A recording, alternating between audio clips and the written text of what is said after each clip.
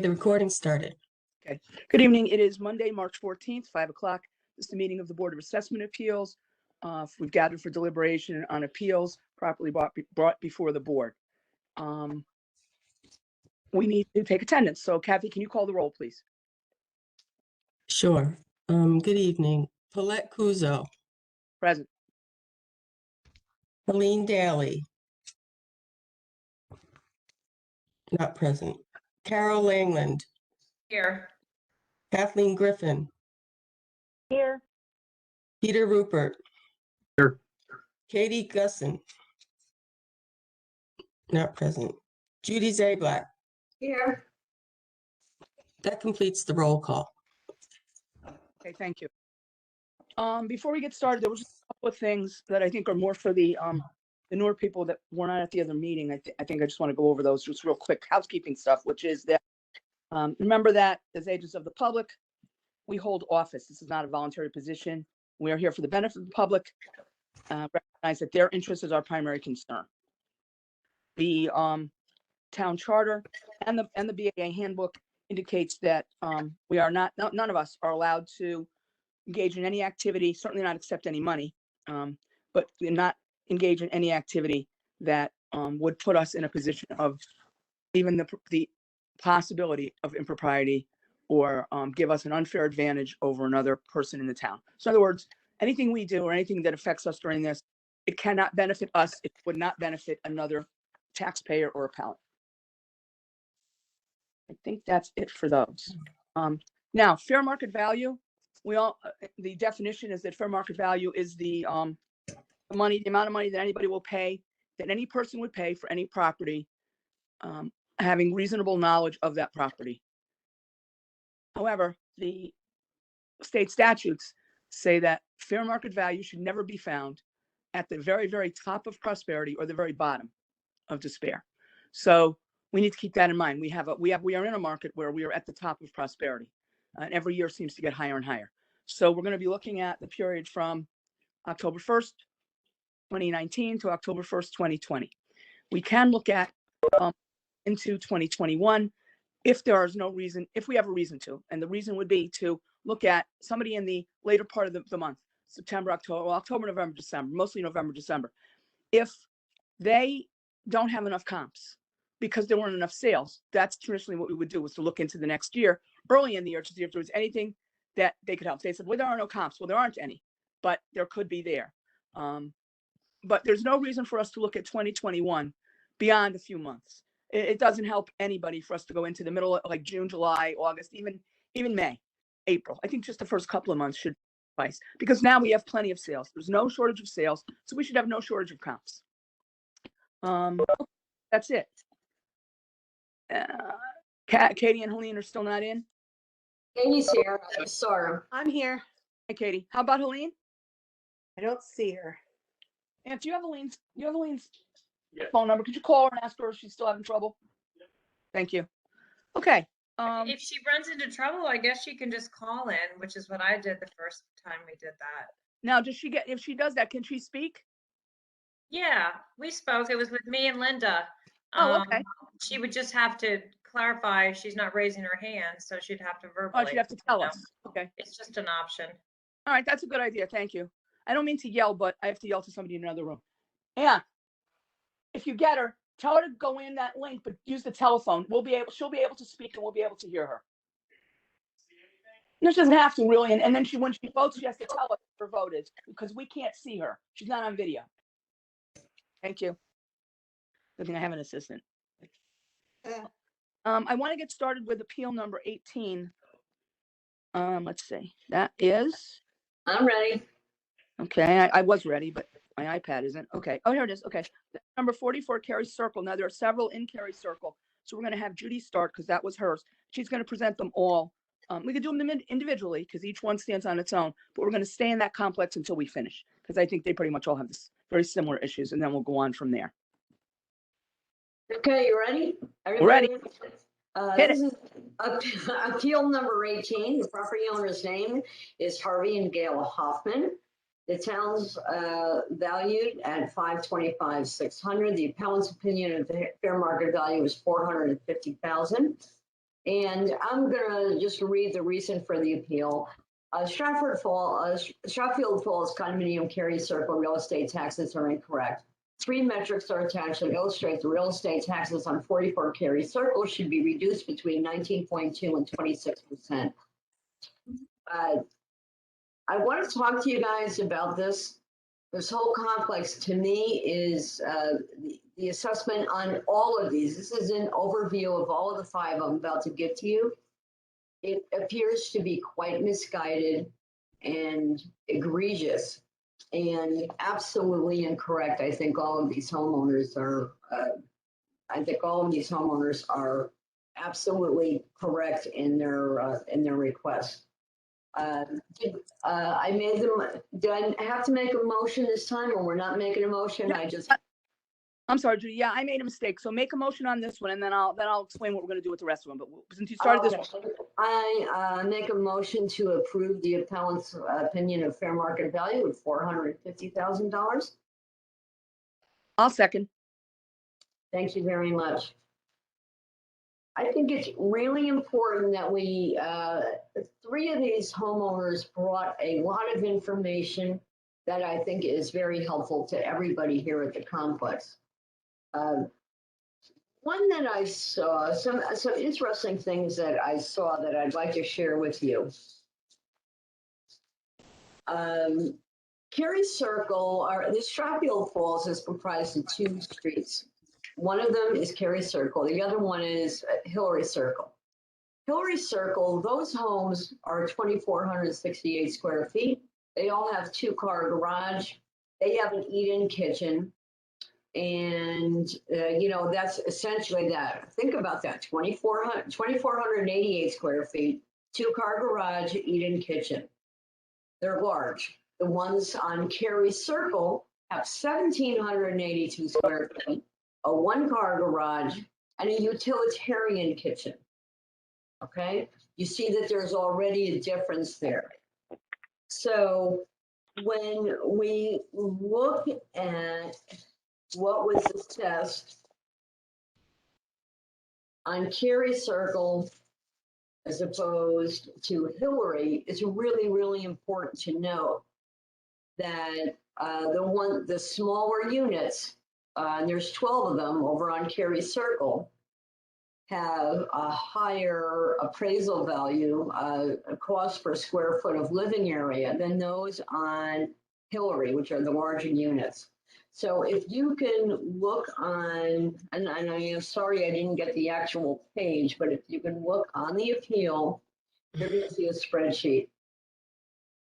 And it is really, really obvious that something incorrect happened at this complex. Whereas these smaller units are actually valued way too high for the square footage as opposed to the larger units. It's really, really obvious once you look at it. And here's what I have to do. I have to commend the town for the thousands of properties that they, for the most part, or for the very most part, they did an incredible and outstanding job. However, there are bound to be some inconsistencies, and this particular complex really endured the bulk of an inconsistency. So it's really, really improper. My suggestion really is that they all really need to get redone. I actually feel badly for the homeowners that did not come in front of the board and ask, because everybody here looks to be aggrieved, in my opinion. And I hope it's okay that I'm saying that. Paulette, you'll correct me if I'm wrong. This is Paulette. It's very okay that you say that, because I thought the same thing. Also, the other difference in this complex is the ones on Hillary Circle, the bigger ones, they are much fancier inside. They've got great trim. They've got arches, pillars. They have a 1st and 2nd floor master with walk-in closets. And they have finished basements, big finished basements, most of them, but big could be finished on the other ones. So, and they're walkout with sliders. So there's a big difference. It's not just the square footage. There's a huge difference in the actual amenities and in the construction. So I agree with Judy, but go ahead. The square footage, the garage, the eat-in kitchen, it's just the whole thing is incorrect. It's all incorrect. So Harvey, this is this homeowner, he had given me this as well as a reasonable request for revaluation or a reasonable appraisal at $450,000. And there is only one comparable, but it's after the period. It's on October 14th, and it was a cash sale. The property was listed at $475,000, and again, this is after the period. Okay, property was listed at $475. It's cash sale at $525. I think he is absolutely spot on with his $450, and I don't really think that there's too much more to say about it. The whole complex needs to be revisited.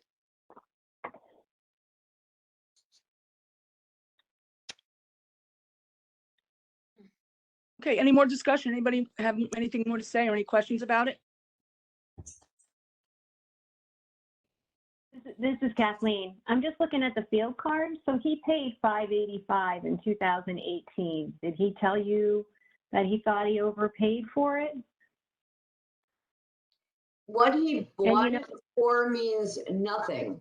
That means nothing. You know what? So just because he purchased it for that amount doesn't mean that it was still worth it. And you have no idea as to what the issues or concerns or whatever that was. I think the 2018 comp, as though you can't use it for to increase or decrease value because it was not in the time period. Okay, But so, it carries, and then it carries a guys, little the bit 10 of weight. I know it wasn't in the exact 12-month time period, but it was not too far outside of it. So it carries a little bit of weight, how much he was willing to pay. And this is Kathleen. So just tell me again too, because I'm just looking at the sales data in Cary Circle, right? There's one, there's a couple Hillarys in there that sold as well, but the 24 Cary Circle sold for $525, and you said that was a cash sale on 10/16/2020. Right? So that's only a couple after October 1st, right? And it sold for $525 for cash. Is 24 Cary similar to, and that's a qualified sale for the $525. So I'm looking for some data anywhere that shows numbers in the fours in there. And I looked a little bit at the backup, and it looks like they're doing a lot of square footage, comparisons between Hillary and Cary. So I don't know that when you do square footage, obviously the increases, it's not a straight line, right, between square footages and this and that. So I'm not seeing, when he paid $585 and then there's the other sale for $525, I'm just not seeing the $450 showing up anywhere in the sales on Cary Circle. I definitely don't see it on Hillary, but I also don't see it on Cary. Well, he obviously, it appears that he's overpaid for that when he purchased it. And he could have had his own reasons. But again, all of these assessments over here are improper. Are you saying that all these Cary assessments, you think they're okay? You think they're done properly? I don't. They're not. There's no way. All right, this is Kathleen. I think the model's built on sales, right? They start collecting sales from 15, 16, they build a model, and then they actually, when they have to certify with the state, they use the 10/1/19 date to the 10/1/2020. So they've obviously built a model on these 15, 17, 18, and 2020, qualified sales. They're 550, 580, 575, and 525. And, and his is unqualified at 585. We don't know why it's unqualified. But all these other ones are all in the fives, so unless something's happened with the complex and it's, the 525 on 10/16/2020 is an anomaly. I'm not seeing 400 for sales in there. No, And I'm looking at somebody else. I'm going to go over to some more information that I have because we might as well discuss all of it. And then we can talk about each of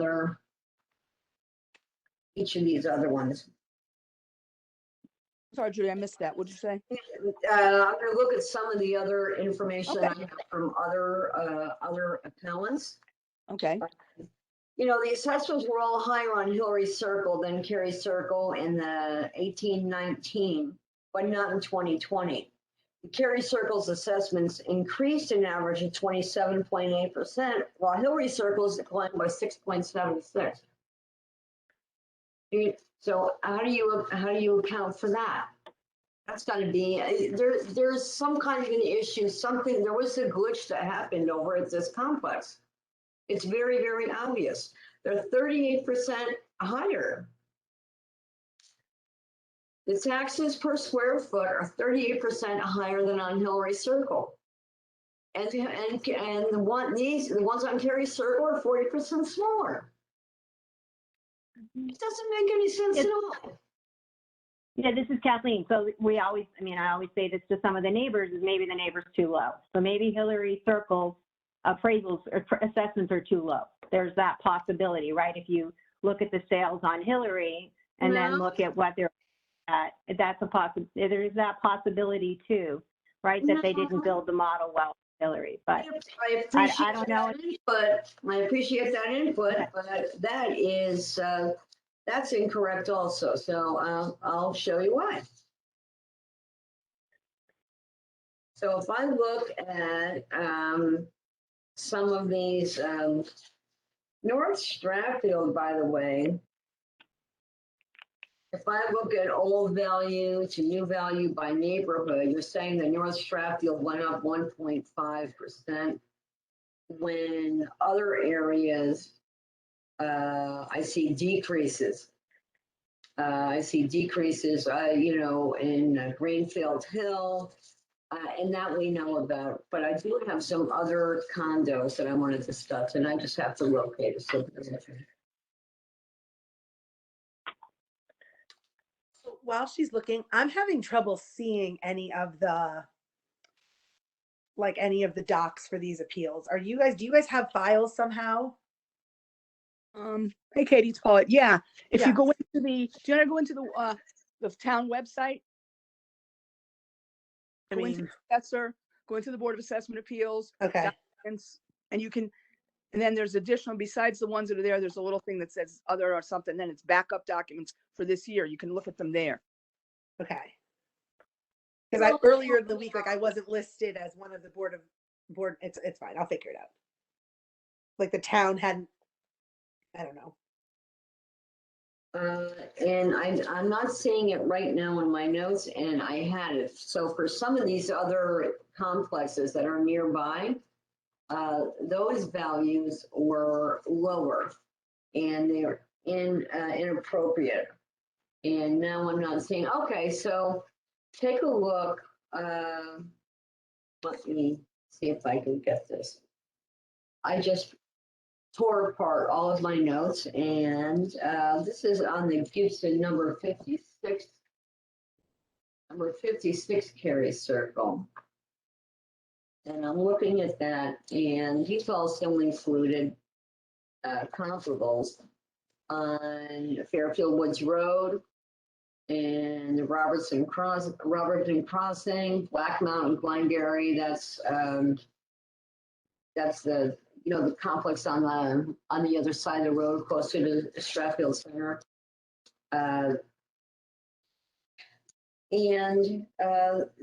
These prices are just absolutely incorrect. They're not right. Paula, help me out here, because I Okay, know. well, this is Paulette. Now I'm looking at one of the papers they sent in, the one where they have the other complexes, Woodfield Village, Gate Ridge, all That's that. what I was looking at, right? Yeah. And I'm. Yeah.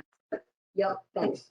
All those streets, all the way down to Paisley Lane, they're all in Woodfield Village. Now, there's one here that's got there's two, have 1,858 square feet. The appraised value is 475. Now, those condos are much nicer. They also have a pool and tennis courts. They have a tennis court, and they have beautiful grounds. And even though every individual person doesn't own a piece of the land, they own it in common. So you've got acres and acres of beautiful grounds, some of it backing up to woods, with much nicer condos, and they're valued less. So that's a larger square footage, and it's valued at 481.5 at 1,859 square feet. Paisley Lane, oh, here's 28 Paisley Lane. 1,750 square feet, appraised value, 413,400. So I can see where they think, and I believe that, I can see it too, where they're saying that theirs is assessed or appraised too high. They have no amenities. They're sitting out there on Strathfield, and Woodfield Village sets back. It's a very nice private setting. They're sitting right on top of Strathfield Road, right by the Parkway and across the street from GE. So their location isn't phenomenal. Woodfield's location is much, much better, and I think more desirable. So I Especially with the amenities, pardon me? especially with the amenities. Plus the amenities. They have a pool house, and the tennis courts. So based on that, those people are getting a lot more for the taxes they're paying. The people on Cary Circle are paying too much money, or Cary Circle, yeah, and Hillary, they're paying way too much money. So I don't see how that can be worth more than Woodfield Village. Exactly.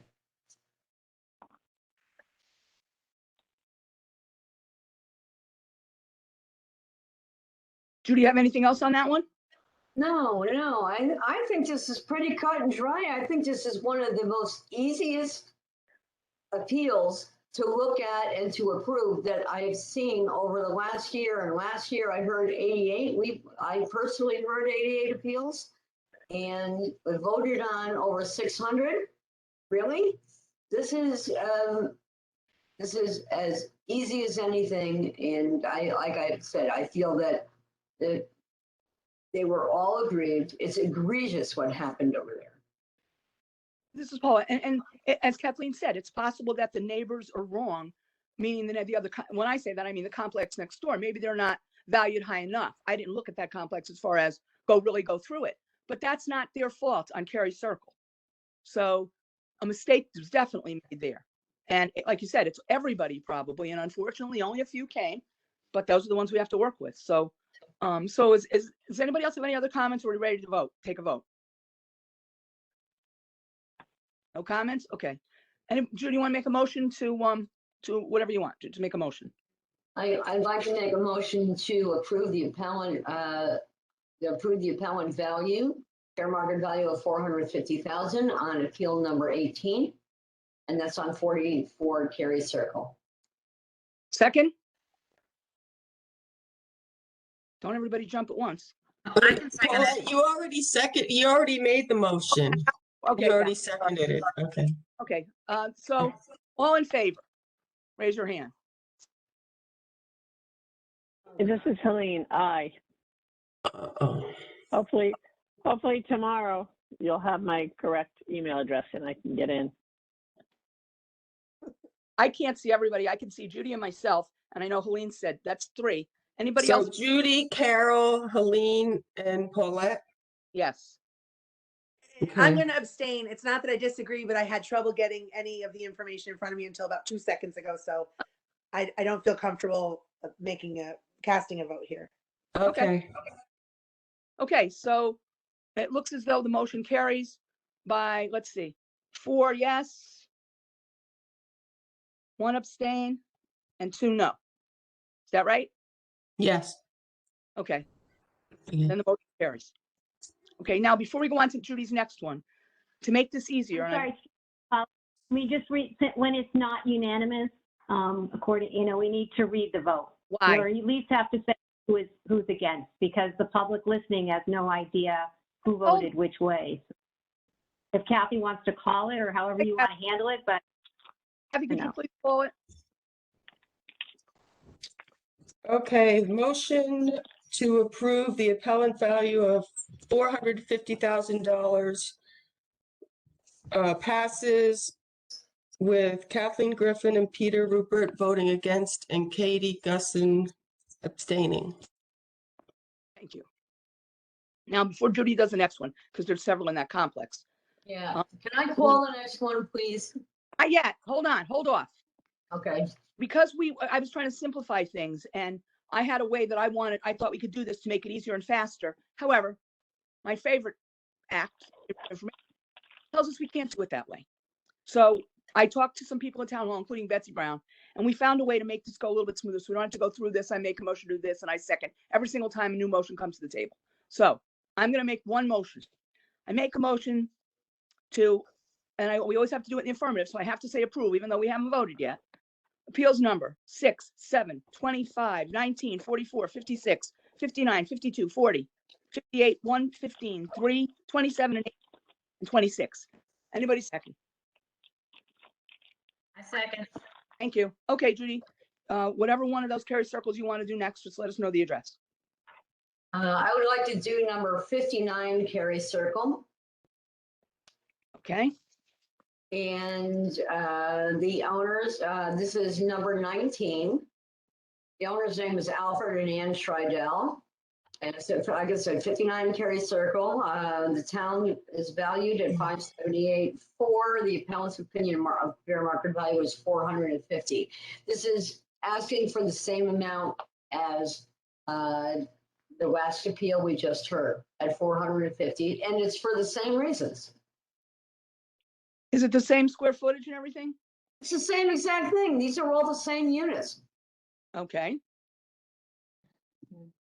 Any more discussion? No? Okay, let's, This is Kathleen. Yeah, yes, town has them appraised different, the values are different, right? One is, I think, unless I'm, what did we just do, 44? The town has that, we at did 18. 525. Can you hear me? Yeah. And this unit's appraised, I'm trying to find the appeal here. This unit's appraised at 578. So I'm just trying to figure out, Judy, if there is some difference why the town doesn't have them exactly the same, if this unit has more amenities than the other unit, that's all. There shouldn't be any difference there. The fact that it was phrased differently shouldn't make any difference. I think that's more problematic for the town than it is for the homeowner. So it's the one car garage, is 1,700 and change in the square footage. Nothing else different about it. Nothing else different. So I find it hard to understand why the town gave them two different assessments or appraisals rather when they're the same units. Judy, what are the age of these condos, please? Pardon me? The age. Oh, when were they built? I'll tell you in a second. I think They they're are built in maybe- 1998. 98, okay. I'm just curious if some of them perhaps have been completely gutted and renovated. Well, we don't know. The town didn't go into any of them. It wasn't the time. They only go in every 10 years. So we have no way to know without them telling us what's in it. Okay.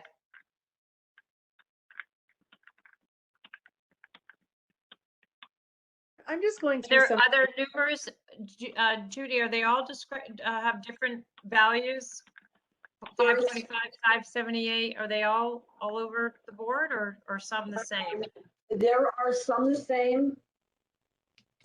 I have that list, as a matter of fact.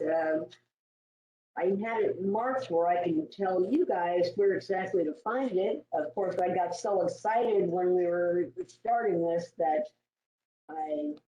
Sometimes views, I mean, I'm just throwing this out there. I'm trying to find a reason why they would be different. Sometimes condo views from one end to the other make a difference. Yep. If a parking lot, is on a couple versus open space views on the others, I don't know. They all have a Right. front of, I think, some kind of pine tree that blocks a little bit of the street. You can't really see all the way in there. I don't know if they're all the same in the back. I can't remember. Anybody know? Nope. I do recall there were some woods in the back, but it's still noisy over there. You could still hear it. So Yeah, the you Parkway. got Stratfield Road and you got part of the Parkway. So the appraised value, the average appraised value at the moment is 558. There are appraisals anywhere from the town from 531.9.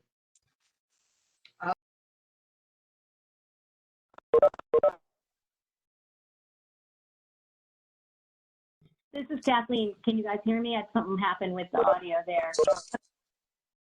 I'm just Yeah. looking at the I'm looking at the two field cards. One of them has a fireplace. Looks like we're looking at 59 and 44, right? I just want to make sure I have the right field cards up. So Fine. 59 has a fireplace with a value of, let's see, what's the fireplace? 700.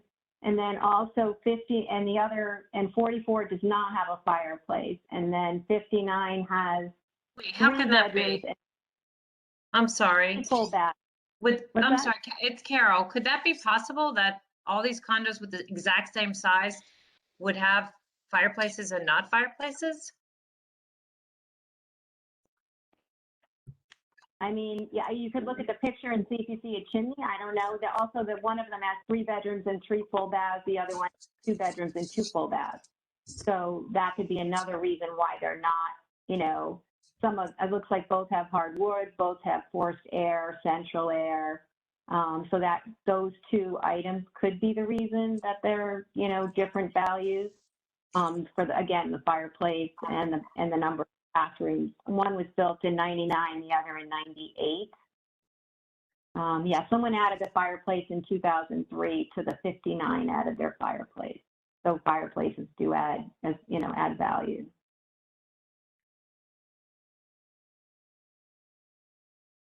Jesus, I'm surprised somebody could add a fireplace to a condo. Is there a reason they didn't supply any kind of comparable sales? Were there none, There was none. even before or after the valuation period? I went back five years. Oh, And the only thing that I saw was the 525 that was a cash sale in the mid to late Yeah. October 21 of 20. because it's just the only thing that's giving me a little pause here now that I can actually see the documents is that the Hillary Circle, what they're comparing themselves to, those sales are well over the appraised value of those units versus the sale here, the one sale that there is here for Cary Circle is in the ballpark of their appraised value. So I'm not comfortable saying one sale we can make a decision on, but I'm just saying the sales on Hillary seem to be that those maybe aren't priced correctly or appraised, I should say, right? I mean, I'm reading it right. The sales at 7, the sales at 6 and change, and they're all appraised in the 500s. How is the smaller unit appraised at over $100 a square foot more? And I agree with you, but I'm saying, is it possible? I'm just looking at sales because so many of my appeals that we're going to hear, for me anyway, hinged on sales. A lot of them were purchased in the time frame, so I don't want to disregard sales. I think it's important. And so, is it possible that Hillary Circle's units are not appraised correctly because they're selling for more than they're appraised, versus the one sale we can look at for Cary is right around the neighborhood of where these units are appraised? Yeah, but that was a cash sale and it was a lot more money than it was listed as. So I would venture to say that he was buying at the height of that market there. And when this guy, or number 44, when he bought, he overpaid. So, you know, I know because Kathleen brought that up. I'm looking for the little page where I have everybody's last sales that I pulled up. I agree with you that Cary Circle and Hillary Circle should not be similarly appraised with one another, but just looking at the sales, it seems that they shouldn't be because Hillary should be higher, not necessarily that Cary should be lower. But again, there's not much information here, so I don't know. Yeah, well, it's incorrectly done over there, and Hillary hasn't come to say anything about their property values. We are talking about the people over on Cary Circle. Yeah.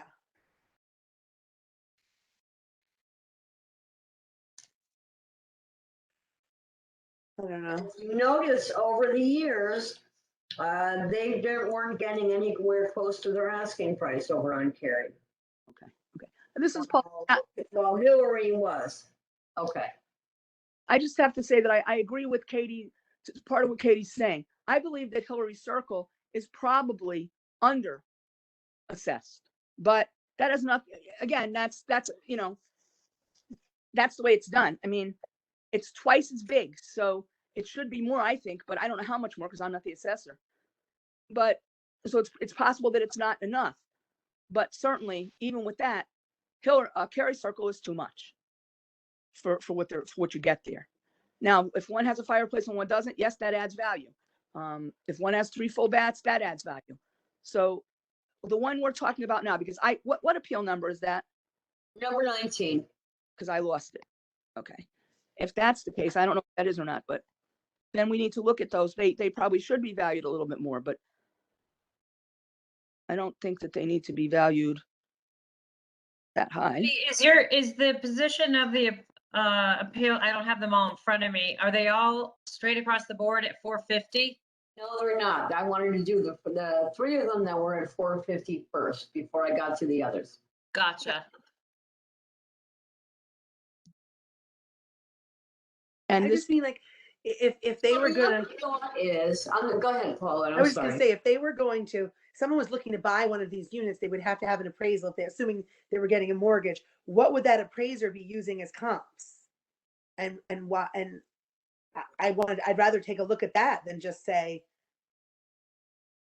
that's a good question. I would think, I'm not positive, but I would think that they would look at Woodfield Village as in the same neighborhood. Okay. There's, you could spit to the, I mean, they're that close.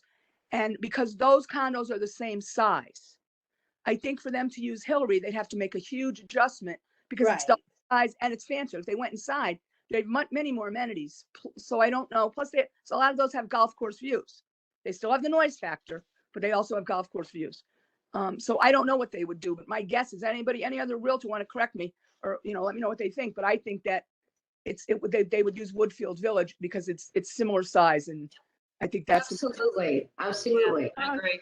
Hi, this is Colleen. You know, did anybody look at Somerset? Because that's right on the other side of the Parkway. And Crosby in particular is the street that's further away from the Merritt. Like when you go in, the road splits. There's some that are directly on the Merritt, then the other ones are further in the back. There were 3 sales over there during the time period, or close enough to the time like, I period. feel And like, I remember when I Those first joined here, we used to assessments- say, like, if they haven't met their burden, we can't do it for them. If they want to show comps and sales, I'm happy to do this. Well- But I don't really see what they're saying here other than, you know, these other units are nicer. And Oh, they no, should be, well, these should be less we than have they are. information on Woodfield Village. They have given that. No, go ahead with what you were saying, Helene. Go ahead. Oh, I'm sorry, I didn't hear what you said. It's kind of garbled. No, I was saying that, you know, the three on Crosby, the assessments are 365, 750, 394, 590, and 373, 380, all within that, close enough to the base valuation period. August of 2020, August of 2019, and December of 2020. do you have the size of those, Celine? Oh, they are big though, Helene. Those are much bigger. Those are 3 bedroom, and although it's a condo complex, those are freestanding. So there's even, you know, a greater value in my opinion because they are like single family homes. But Yeah, they don't share they're all, walls. you know, they're condos. And also, just Paula, and also with those, whenever there's a situation like they're freestanding, even though the grounds are owned in common, behind your house is considered limited common use. So the expectation is that no one's going to bring their lawn chairs and have a picnic behind your house. They're going to do it in back of their own house, but they really don't. Even though technically they could, it's just not done that way. So not only do they have freestanding buildings larger, they also have somewhat of a backyard. Not huge, but they do have their own backyard. They're That no 2,800 square feet. what? I saw one at 2,800 square feet. Yeah, no, they're big. They're 3 bedrooms. Yeah, right. One, You know, I have no idea why this is like this, but I would just wonder in my own little head, I would wonder if somehow they reverse the values on these. because they're right next door to each other. I thought about that too, Paulette. I didn't want to say it. I'm glad you said it. Oh, thank you. Yes. This So- is Helene. Katie does make a good point in that, listen, it's not our job to go out and find the comps. They've got to prove it. But I also think that Judy has a valid point in that because she's looking at so many right here on Cary Circle, that there seems to be a problem with this entire complex.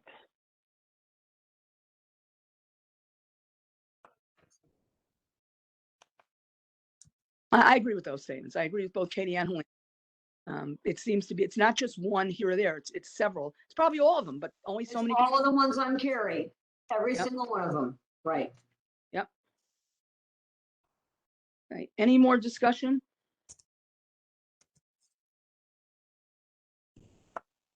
Okay. Ready to take a vote? Mhm. All those in favor of granting the appeal, raise your hand. 1, 2. Okay, I can't see everybody, so I don't know. Oh, Well, I guess we better say it. Okay, who's in favor? Judy Zablack in favor. Carol? Carol Langland, favor. I am. That's Paulette. Helene? In favor. Kathleen? No, No? Okay. Peter? Aye. Okay. Is that everybody? No, I didn't. Who didn't vote? I mean, Okay. I feel sorry. for them. I just don't think they've met their burden of proof here. I don't see Okay. I don't see enough to grant it. So I'm gonna No. Okay. vote We have- against. I'm opposed. 2, 3 no's. 4 yeses. Okay. So then the vote gets recorded as the motion passes with Peter and Kathleen opposed and Katie opposed. Peter, Kathleen, and Katie opposed. Thank you, everybody. Kathy, do you want to read that back? Okay, the motion to reduce the appraised value to 450 for appeal number 19 carried with Kathleen, Peter, and Katie voting against it. Okay. Judy, which one is next? Number 25. This is appeal number 25. The property owner's name is Donna Jackson. Property is located at 52 Cary Circle. And town's opinion value is $560,400. The appellant's opinion and fair market value is $450,000. And, just so you guys know, we just approved one with a town value of $578,400 and went to $450,000.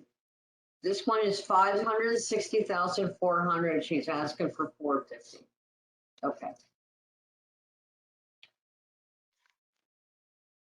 This is Paula. I'm reading this and I'm looking at her second page. And I didn't do the math. I'm just reading what she said. Her taxes increased 28%. I don't Right. live in North Stratford where I live has an increase of, that area has an increase of 1.5%. Yeah, there is, we've said it a million times. We don't need to beat a dead horse. There's something definitely wrong. I don't know exactly what, but something's wrong. Something's wrong.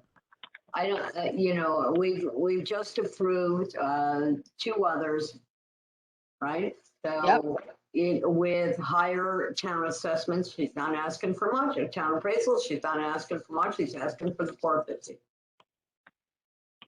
Let's just do it. Let's do it. I feel very badly for every single one of these people here. You're going to what? yeah, this is, I just want to state that in July of 2018, she paid $575 for the condo. It doesn't matter what she paid, Kathleen. You got to take that out of the equation. Thank you, Judy, Right. for your That's comment. not, and that is not during the during like the period. But if she's not providing any other sales comps, and yes, we are outside of the valuation period, but you could argue that in the valuation period, values went higher than 2018. So You I don't know know why the we're condition of dismissing the it. These people are interior. just, No, Katie, I appreciate that, but you don't know the condition of the interior either. I don't know, I'm just saying in You're making an 2018, assumption, it traded but at you a certain can't make amount. the assumption. And she Okay. could have taken pictures of the interior. I don't, unless you guys are seeing something I'm not seeing. I appreciate the amount of work that went into this, and I see the spreadsheets they're putting together, but I don't see any comp sales at all. There wasn't Why any. didn't they have an appraisal done? I would say almost every single one of my appeals had appraisals with them. It just makes it easy. It just takes it. It just lessens the burden on them to show, hey, listen, this is what properties are trading for. Because I feel for her. I mean, a 28% increase sounds crazy to me, but again, she just did an Excel spreadsheet. I don't. Well, I she did, mean, excuse me, she does have comps here again, similar comps for Woodfield Village, just like the other guy. yeah, but they're not sales, right? They're just, oh, this is their appraised value. I would just like to see, I don't know. That's how I like to do it. I like to see what the market will bear. And so far, none of these people have shown us that. But at the same time, if you're approving one, you almost have to approve all of them because they'll all come back and be right next year because we would not be consistent. But I don't think these people have met their burden of proof at all. Okay. And I'm a generous person. I know you are. The only thing I want to say, it's already been said, but this isn't. I think we need to stop looking at 2018. It is not in the period. If we're going to look at it, we're going to look at it for every appeal and guarantee these values are going to go down because the market was much lower in 2018. Just like we're not going to use a lot of 2021 because they all went up. We're not going to use 2018 because they're much lower. Unless you all want to use 2018, then we can just go ahead and give everybody a big, a lot less. Rubber Whatever stamp. you want. Me. Can we just take a vote on this? Yeah, go ahead. Let's vote. All in favor of granting this appeal as described? I can't see everybody, so we're gonna have to call it out because I can't see. All right, Judy back in favor. Judy, Carol is in favor again. Helene. Yo, Helene. Looks like we lost Helene. Let me Oh, see. Celine. Where's Celine? I think she. Helene. Okay, Kathleen. Sorry, I got kicked out. I just got back in. Okay, so are you in favor? Are you granting or denying?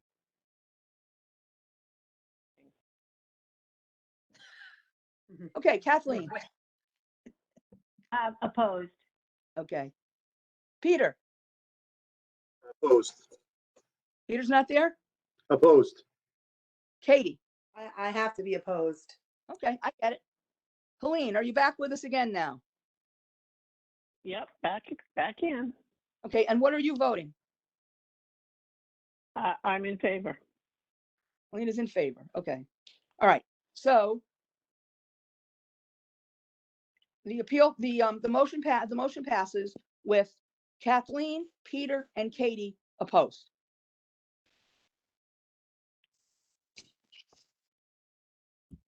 Can you read that back, Kathy? Sure. For appeal number 25, the motion to reduce the appraised value to $450,000 carries with Kathleen, Peter, and Katie opposing. Okay, thank you. Judy, hit it. All right, we're on appeal number 6. And this is property owned by Charles Gary Gibson. The property is located at 56 Cary Circle. And the town's value is at $584,800. The appellant's opinion of fair market value is $427,878. Now, this guy included 351 pages. Okay. There are photos. It's 40% smaller than the other, than the ones on Hillary. Okay. There are photos of the complex on pages 21 through 25 of the appellant's appeal. Right. So if you wanted to get an idea, if you haven't seen it, you could see the difference between the 1-bedroom or the 1-car garage units and the 2-car garage units.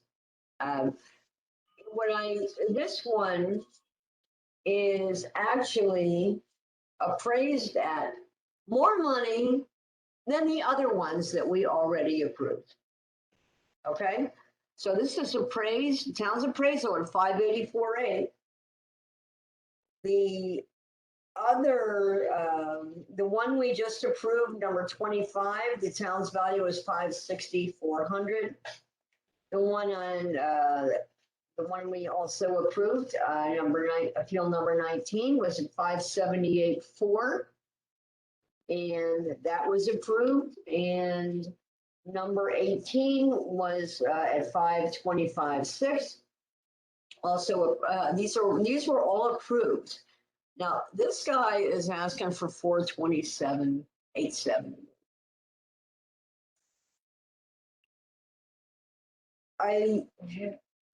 Here's, I'd like to help him here, but we just approved others at 450.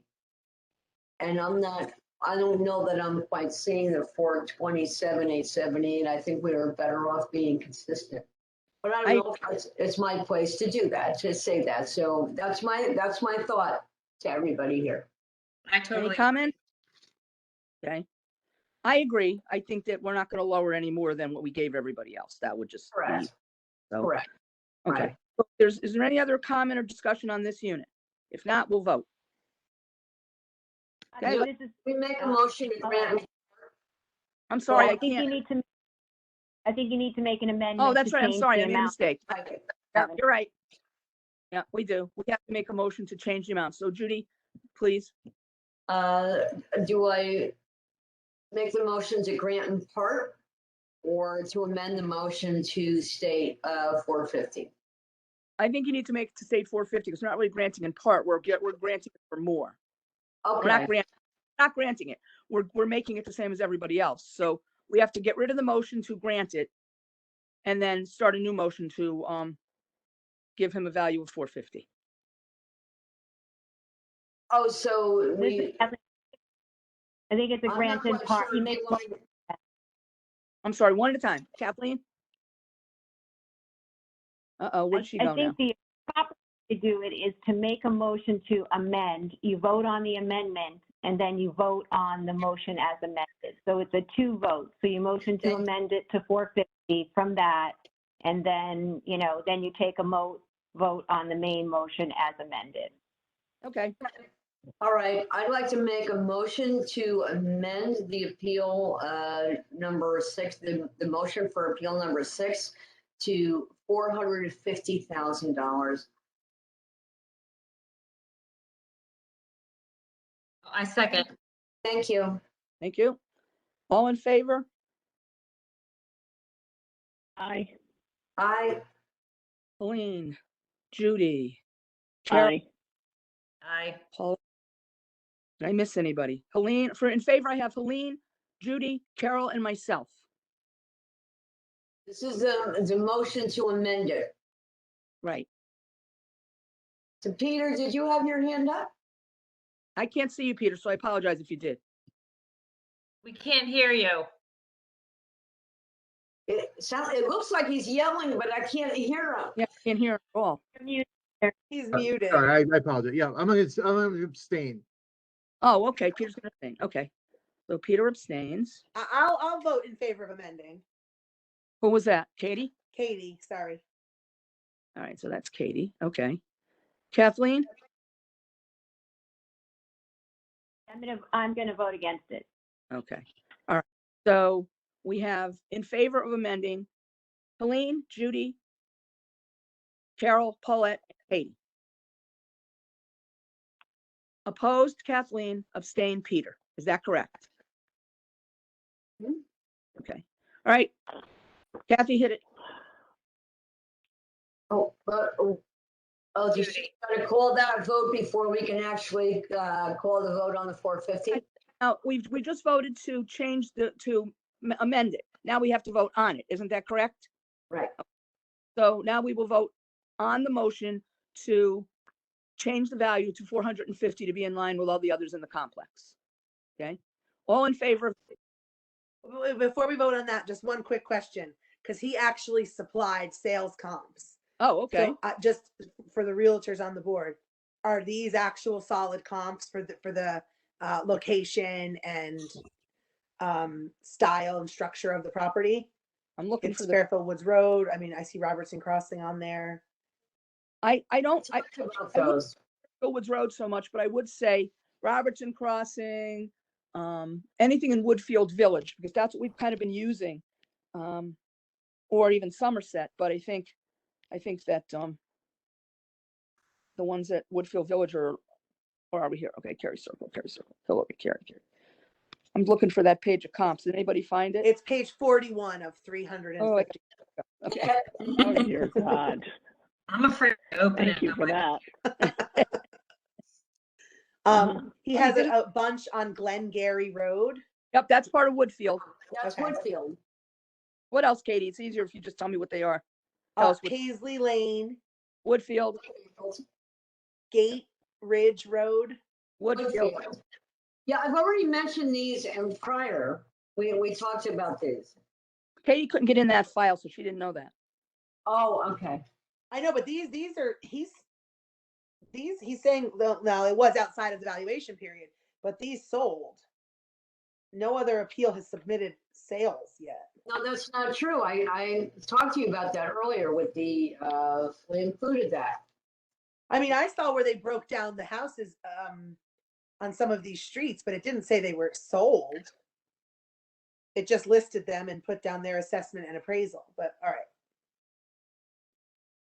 I know, let's see, where's the ones that sold? If somebody else has looked at it and can tell us that they sold and that it's right, go ahead, because I can't find the page. I don't want to waste time.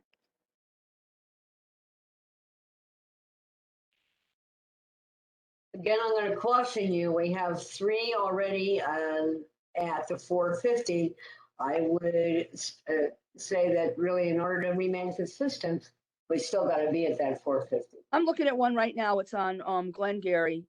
Sale price was $475.5 in 2020 Yeah. size.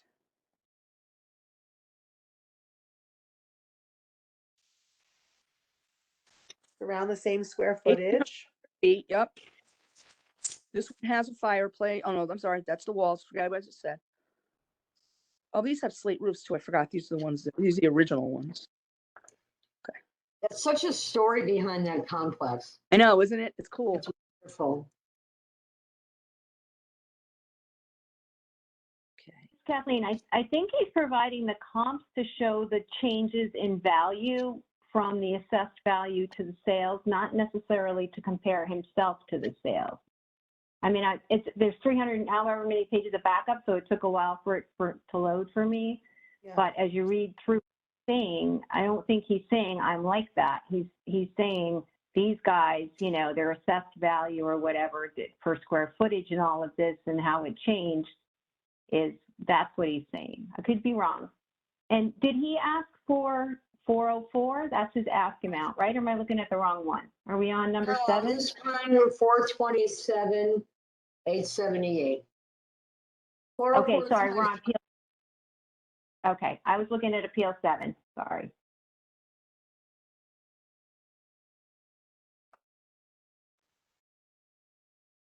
Well, is anyone else looking on page 41?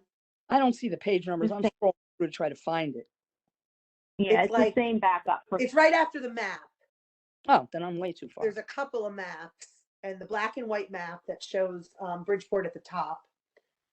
Just the word Bridgeport written at the top. He puts in some comps here and it looks like 3. Oh, he's got Stratfield Park, Park North, which is actually it's not a better location, but they're bigger, I think. And he's got Woodfield Village on this map. When you look at the ones on Woodfield Village, and you're looking at them, they're not even $400,000. Some of them at Woodfield? Yeah. Yeah, now you have to really look at them. I don't know if he provided all of them, but the ones that are under 400,000, there's some 1 bedrooms there. There are some unusual units in there. Yeah. You know, no, I see that. Yeah, but generally speaking, if we were to comp it only to Woodfield Village, the 450 is probably too high if we're only confident in Woodfield Village. So I think the 450 is absolutely reasonable. Is Glengarry Road in Woodfield Village? Yes. Because he gives two Yeah. sales in the valuation period, 475 and 429. And then of course the Cary Circle, the 525 one, which everyone said is cash or whatever. So I don't know if you average those out. Yeah, but remember, there's a pool and a tennis court there. They have amenities there. Stratfield Falls does not. And Yeah, Cary Circle is Stratfield Falls. Yep. And they've got the pool, the tennis court, the grounds, they're set back. On Glengarry. And there's, right, and Woodfield Village in general, but Glengarry, Robertson Crossing, Paisley Lane, Gate Ridge, Blackmount, those are just some of the in there. They're set way back from the street. You don't hear the street noise, and they're not close enough to the parkway to hear the parkway noise. And they're the one, they're surrounded by woods in the back. It's a beautiful complex. I suggest taking a ride there and just walking through it when you have nothing to do. Beautiful. Yeah, okay. In between all your other duties, Katie, I think you should Yeah. do it.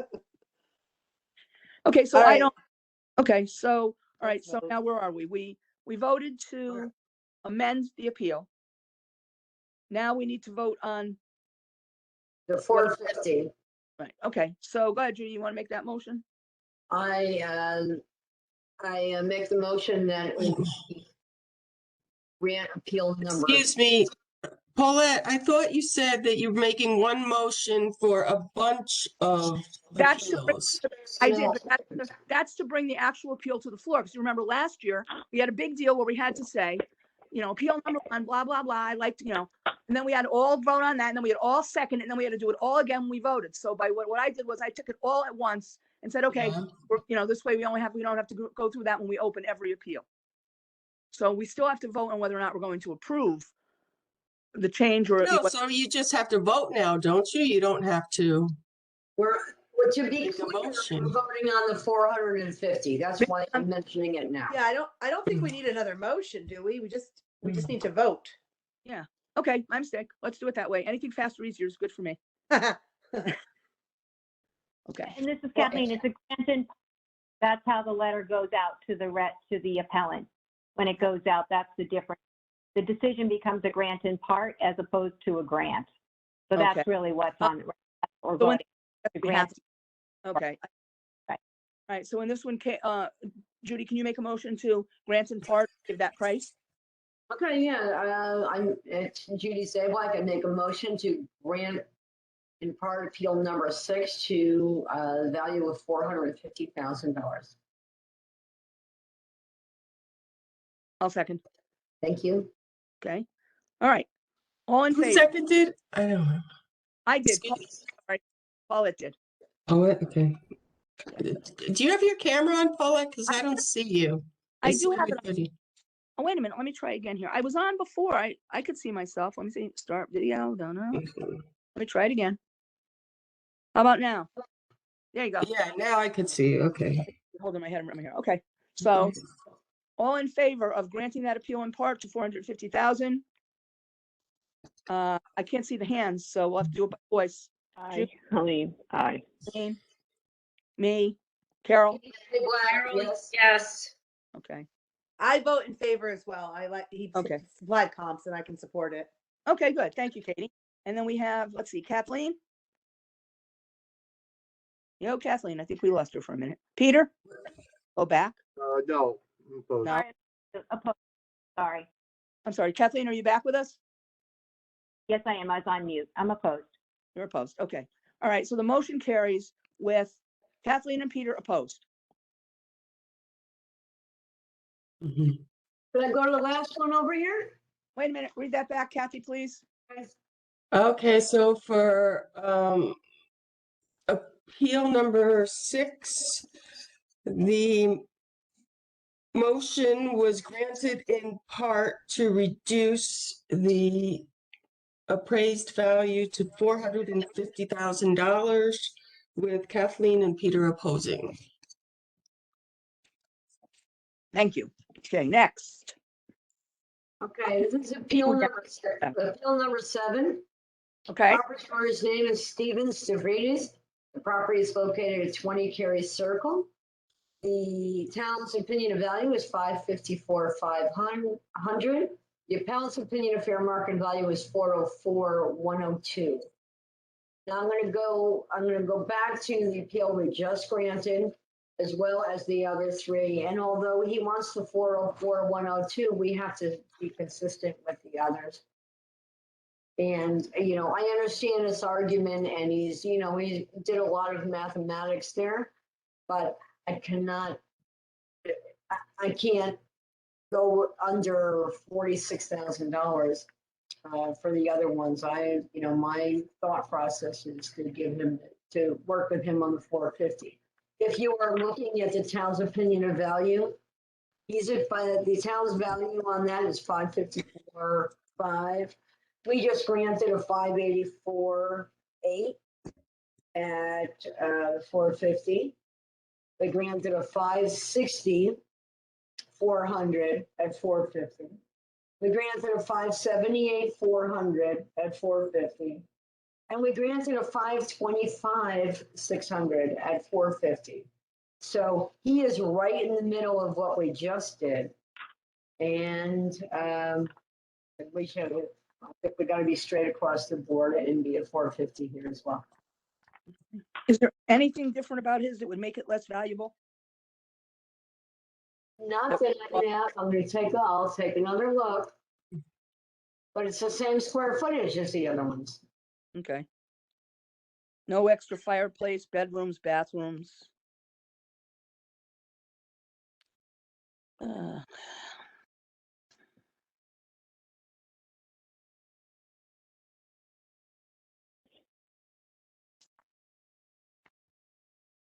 No, there's no finished basement. There is, I'm not seeing a fireplace here. Okay, so but again, I think we had another one or two that didn't have a fireplace and we're still at the 450. Okay. So, yeah, we have to be very careful not to vary too much here. No, I understand. I agree. And I mean, I have the same 355 page download for this Yeah. guy. So they work together as well, but he also supplied the comps. So I'm inclined to agree. And yeah, I see the comps now. Now I'm looking at them. Okay. All right. We don't need to go through this unless anybody has any questions or comments. We'll take a vote. Okay. Oh, wait a minute, I want to amend the motion. Okay. Should I amend the motion? Yep. Please do. On appeal number 7, I'd like to amend the motion to fair market value at $450,000. Second. It's Paulette. All in favor? Carol says yes. Aye. Carol, Helene, Paulette, Judy. Helene, Amy yes. says yes. Helene says yes. Carol says yes. I said yes. Judy said yes. Katie? Yes. Kathleen? Peter? Kathleen first. Opposed.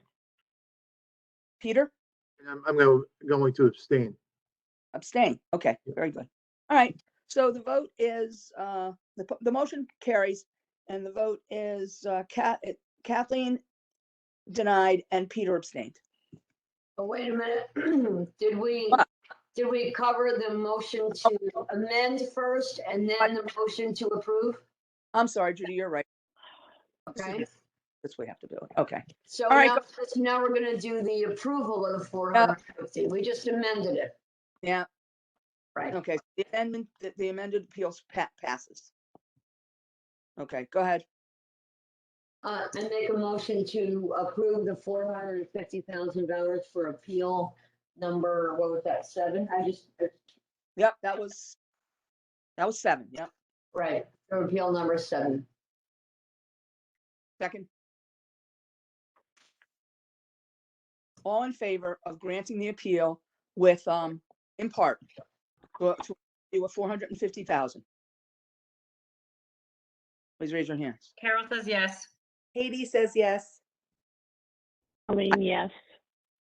Helene, Judy, Yes. Kathleen, Peter, Kathleen, Opposed. Peter. Opposed. Opposed. Okay, so the motion to grant in part at 450,000 carries with Kathleen and Peter opposed. Kathy, can you read back, please?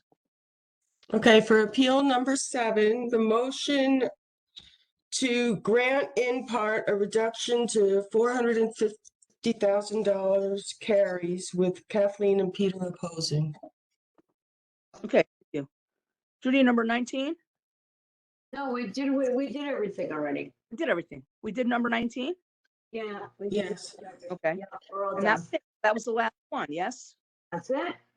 What about number 20? We did number 25? Yeah. Oh, okay, we went faster than I Donna something. What? Yeah. Okay, thank you, Judy. Thank you very much. That's a lot to do all at once. Okay, next is number 20, appeal number 20. Who has appeal number 20?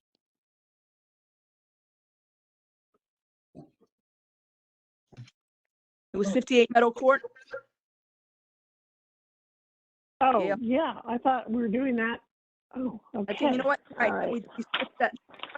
That's fine. I wanted to do that with the other one, so we won't do that one. We're going to postpone that one so we can do it with the other one. Is that okay with you? Yeah, Okay. So then, Can I ask a quick question? sure. I can see obviously all of the appeals, but Mhm. none of the like supplemental information. I don't have access to that. For Okay. instance, a lot of the cases brought in appraisals with them, Mhm. or my notes even. I'd like to see again. Where Yeah. is that? That should be on the, now, if you're looking at the thing that was sent to us by email with all the appeals on it, you won't, I don't think you can get in there. I couldn't. So I had to go into the website. You have to go to fairfield.org, fairfieldc.org. Yeah, I'm there, and I have all the appeals here, but none of, at least for my cases, I just quickly looked. None Yeah. of the supplemental information these people provided is attached. Okay, that's a problem. I don't have the master file. Kathleen, you always send me the master file for me, so I don't have everybody's. This is Kathleen. Yeah, you can either take the filter off of yours and you'll see it all, or you can use the one that Ross sent.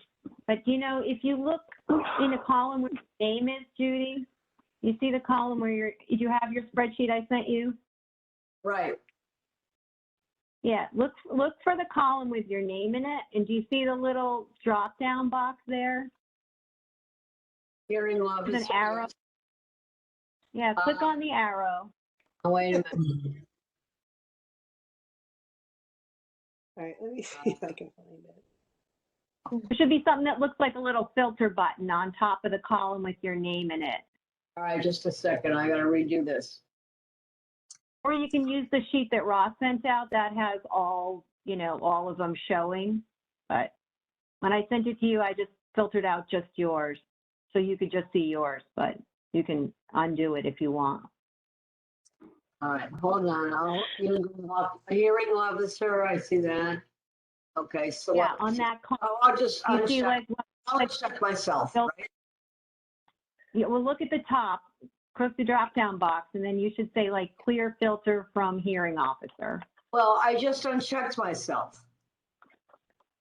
Well, you need to check everybody if you want to see. So you sort of did it backwards. Instead of unchecking yourself, you should have checked everybody, or else click clear filter. It's in the notes above, and then that will show you everybody. Hearing officer. Okay. So I'm Yeah, gonna you want filter. all the appeals, Yep, I got it. got it? And then if you want to sort by a particular order, just click on the down arrow and click on the sort Yeah. at the very top of it. We're good. We're good. I can go to 25 right now. Can you see it? Yeah, and Ross's list doesn't have any filters on it, so yeah, okay. All right. What number were we gonna go see now? What number were we talking about? What appeal? 20. Hey, did you get what you needed? Well, I can get it, but like these What's the hyperlinks number? aren't clicking, and I'm wondering if it's because I'm on something like a mobile device and not the computer. I'm on a mobile device. I'm not on the computer.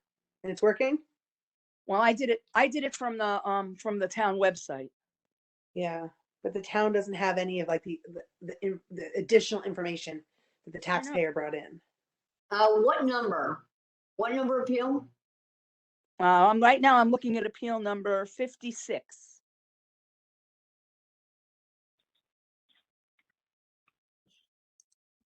I thought you were doing 20. No, we're putting 20 on hold because there's Oh, another okay, street. We're gonna do them together. okay. All right, well, Thank you. I'll do 26.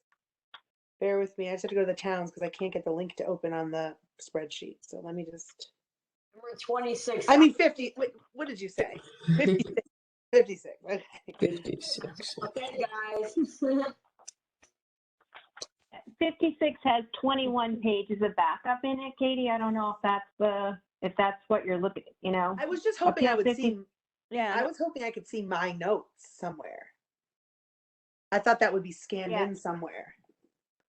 Yeah, they don't scan in your notes. We all took our notes home. Maybe you, Oh, I Sorry. thought we weren't permitted to do that. because we because we took minutes, those minute sheets Yeah. you did at the beginning. Okay, That do you counts want as, to, do you guys want to, because I'll go to the town hall tomorrow and take all my notes. okay. I was only going to do, I think, 3 tonight. And 50. if these are Zoom, I can probably do tomorrow night. I Okay. didn't, 56. What's the other one? Do you have 59, Katie? I had 49, 56, 58 is not mine, but it's listed as for me, and 115 tonight. Okay, that was you. All right. 48's not yours. 58, I think, is not mine. 58 is not yours. Okay. And then 119 is mine, or 115 is mine. 115 is yours. Okay. All right. So we can do that. We'll skip around. So we'll Yeah, and skip. I'll join up tomorrow. And I apologize. I didn't realize we could take our notes with us. I thought Okay. it was all going to be scanned up here. Okay. Katie, 58 is one of the ones that was postponed to March 18th. Because it's So that personal property. But yeah, you haven't So heard do we it want yet. to just read it Yeah. onto the record then and just get it done with? Wait, we have to address it? Which one? Yeah. I mean, Haven't they heard never it yet, came right. before me, but I guess we could just, I'll make a motion to deny this Who did, appeal. I missed that. Which one didn't come before? 5-8. 5. Oh, Kate, that's one that asked for a hearing on the 18th of March. Oh, I'm sorry. So I'm it's- sorry. Yeah. I'm sorry. You're right. They haven't been heard yet, Paulette. Okay. But there's one that's listed for me tonight that is personal property that didn't come before me, which I'll look it up right now what it is. Okay. All right. So we'll put 58 off. That hasn't even happened yet. 18. It's not that one. Hang on. Let me see what it could have been. Maybe 49? With me? Nope. Okay, no, maybe I'm wrong. I'm looking at other things. Okay, so really all that I was going to do tonight would have been 49, 56, and 115. And I will do those really quickly. Well, I will do them efficiently tomorrow. 115. Was it 49 or 59, Katie? 49, 56, Yep. and 115. Okay. All right. So we're going to postpone those until we're going to put those off until tomorrow. And then Okay. 58, I hear on the 18th, so that won't Yep. be prepared, until then. All right. So we will. So I guess we have to put it in the record. We will be postponing appeals number 49, 56, 115 until tomorrow. And number 58. Number 58 is going to be postponed because we haven't even, they asked for a change in their date. It's going to be heard on the 18th and then we'll do theirs shortly after that. Okay. And that's my fault. Any taxpayers listening to this recording can direct all your ire at me. No big deal. All right. So then on my list, that takes appeal number 52, I think.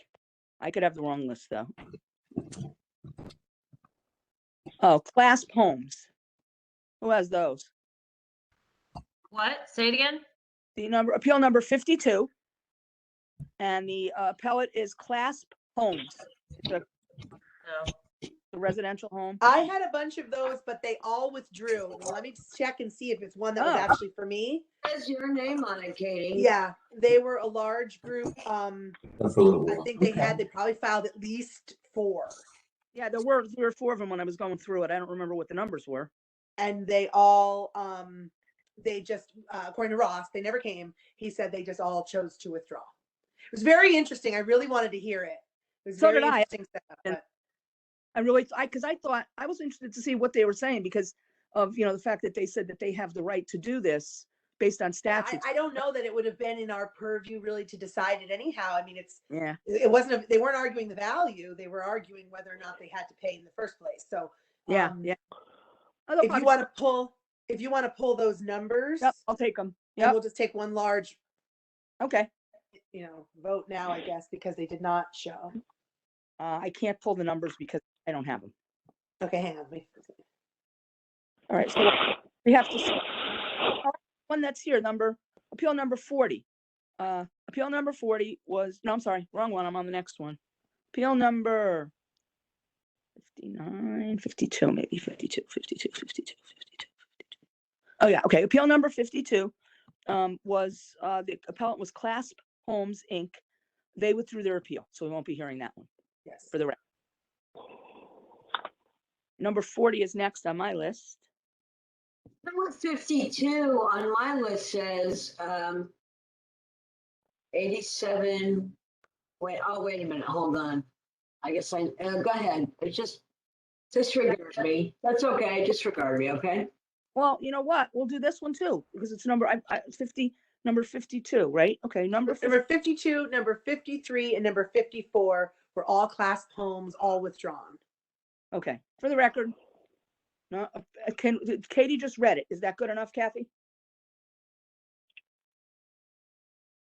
Hello, Kathy. I guess so. Good enough. 52, 53, and 54 were They all withdrawn. withdrew their. Were withdrawn, yes. Okay. Bring them. Thanks, Judy. Thanks, Kathy. So now we're at 40. Okay, appeal number 40. Brennan Brown and Jenna Stern. Who's got that one? 178 Jackman Avenue.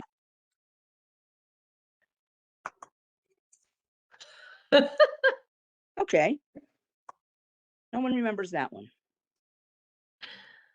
Well, don't you see the name on it? It- No? Yeah, I'm not it's looking at that. mine. I'm looking at, I It's guess mine, but I was looking at listen, it's mine, but I was not, I don't recall seeing that one on the list. Okay. I have, well, that's number, which number is that? We'll be done here in no time. Let's see.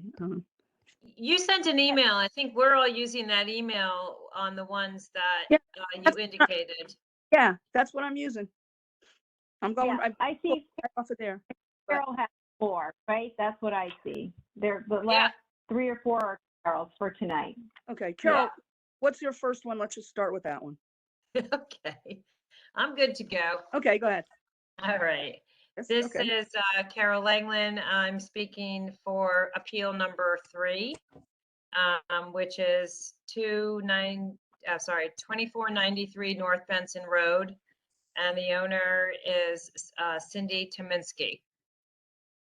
So this part of North Benson Road, which you may or may not know, if you head on Saint Mortar heading towards Black Rock Turnpike and you make that hard right, that's the area where her home is. It's a little bit down the road and overlooks the river. And the big issue that she has is, well, she's arguing twofold. One is that she bought the property. Her requested value is $427, which coincides with the value that she paid, but it is outside the time frame that we're looking at to her favor, actually, because she bought it beyond. She bought it in late November of 2021. So by that time, there's probably another 15% of post-COVID demand going on that number. So the town has the property valued at 503 and she's asking for 427. She had some comps which she was attempting to use in a spreadsheet to support her part of her number. I happen to know a number of these comps, ironically, because, which maybe it's not ironic with all of us being realtors, we end up having to sell some of these houses. A lot of the comps were ones that I used. I sold 34 Mayflower Circle for $478 back in June of 2020. And I would never have considered that a comp for her. Her house is a tiny 3-bedroom, 1-bath, teeny tiny house. And most of the interiors were somewhat dated. And Mayflower Circle, Tuckahoe, Jennifer, a lot of these homes that she was using have been, if not fully renovated and flipped. So, and they're not all, they weren't capes. So I went back and looked at the ones that she was using, which were actually capes, and came up with a different average sales number. So her average sales number was 417, but it was really pulling into, in my opinion, incorrectly. So when I went back and pulled the capes that she used, I came up with a value of 396. But that's like part of the story. Those homes are on a little bit less acreage. So it made sense to me that her value would have been higher than my average of 396 because she's got a little more land. But the interesting thing is I went on a site visit to that property, and while it is about a half an acre, there is a large percentage of it which is a steep slope. Like if you went down it, you would fall and potentially kill yourself, or crack your head open. You'd fall and crack your head open on a rock at the bottom where the river is. Okay. So it's actually quite frightening. She said she has never gone down there, and I found it humorous that the real estate agent just described it as take a stroll down to fish on your stream. There's no way. And I'm Take a a hiker. stroll to your death. Yeah, I mean, she's lived there over a year and a half. She has never gone down. So basically, it's sloped steeper than a ski slope, and then at the bottom is a bunch of wetlands. So you know, there's a cute little patch of land in her backyard, which is livable, which in some ways does reflect what's happened at those other capes that were valued at 396. So I was backing into her number in a different way, using some of her data and using some of my own data. Again, when she bought it in late October of 2021, we had already had a year of home increases. So I think that number, if it was a market value a year ago, which is our supposedly time frame we're looking at, would have been lower than that, to be quite honest.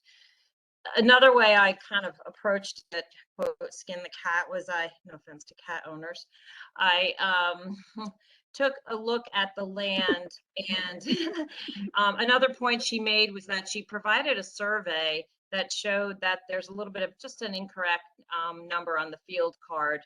The square footage is incorrect on the acreage. It should be 22,100, not 23,000. So that's a 4% reduction. So my math was I took the value that was on the field card and I corrected it by multiplying times 0.96, which is the 4% reduction. And so I go from 432, I'm just talking about the land value, down to 415. And then I put a correction based on what I just described to you is not really a lot of usable land. And someone had thrown out corrections of 15% for things like wetlands and unusable property. So when I applied that, I came up with a total value of the home of 423 compared to 427, which she's asking. So like I said, I looked at it a couple of different ways, and I can't seem to come up with anything other than close to what she's requested. Any discussion? Any discussion? No comments? Yeah, I do. Do we have someone from the assessor's office on the call or no? There I is no see one it, Jan. office. I forgot to tell you that earlier, and I apologize. I spoke with the assessor this afternoon about his schedule and what his expectations of being of participating in the meetings are, and what mine were. And we came to an agreement. He is asking us to, which I had said no to, but I will grant his request because I understand why he's asking. He's asking us to use the form that I said I didn't want to use, where you can ask him a question. When we come up with issues like this or whatever, we have a question, submit them to him, and he will get back to us. He will be available. He's not available every night. This week, he will be available on Wednesday. So if this can go on a form to him, he will on Wednesday tell us what he's doing about it. As So far as- what are you saying, that we would table if we can't, No, we're table, I'm not sure I'm clear Well, how we ask a question related to, I guess there's a couple of different things. First of all, you're saying that you can't really come up with a value. You came up with a value a little bit different than what she had, but she did ask for the 427. no, my value, the way I came up with it, my value was lower, so I want to grant her 427. I have no reason Right. not to. Okay. You know, I'm not going to go lower. You know, just different analyses provide different things. But it could be Sorry, lower. so this is Kathleen. So the reason I asked about the assessor being on the phone is so that we can make what's called a card correction first and Yep. adjust land, because land is on a curve, so you just can't take the square footage and deduct it that way. You have to put it on, oh shoot, my battery's dying. You have to put it on, it's on a curve, so he should come up with the land value. And then I think we also want him to put what's called the condition factor on the property of 0.85, which is what you're talking about, the 15%, once we have the land value. And then that will stick with her forever, because otherwise it's going to be back in 4 years if we just do an override with the values. So I think, you know, we just need the number for the land, because it's not going to, he can't make that happen without doing an override. So if we give him the, you know, the Okay, thing, so he can can I, come up with the value of the land, and he'll tell us an exact amount that he can put in the computer that will work, and it's going to be right around what you're saying. It just might be, you know, a couple $100 or $1,000 one way or Right. the other, but you're really okay, because there's no land value, would- there's no land correction right now on the field card. So what do I do to make this expeditious? Do I make a motion that we would do this correction at what I'm suggesting, which is 0.85? Sorry, a 15% reduction, and also a card correction based on a slight decrease in the survey That's accuracy. what I read.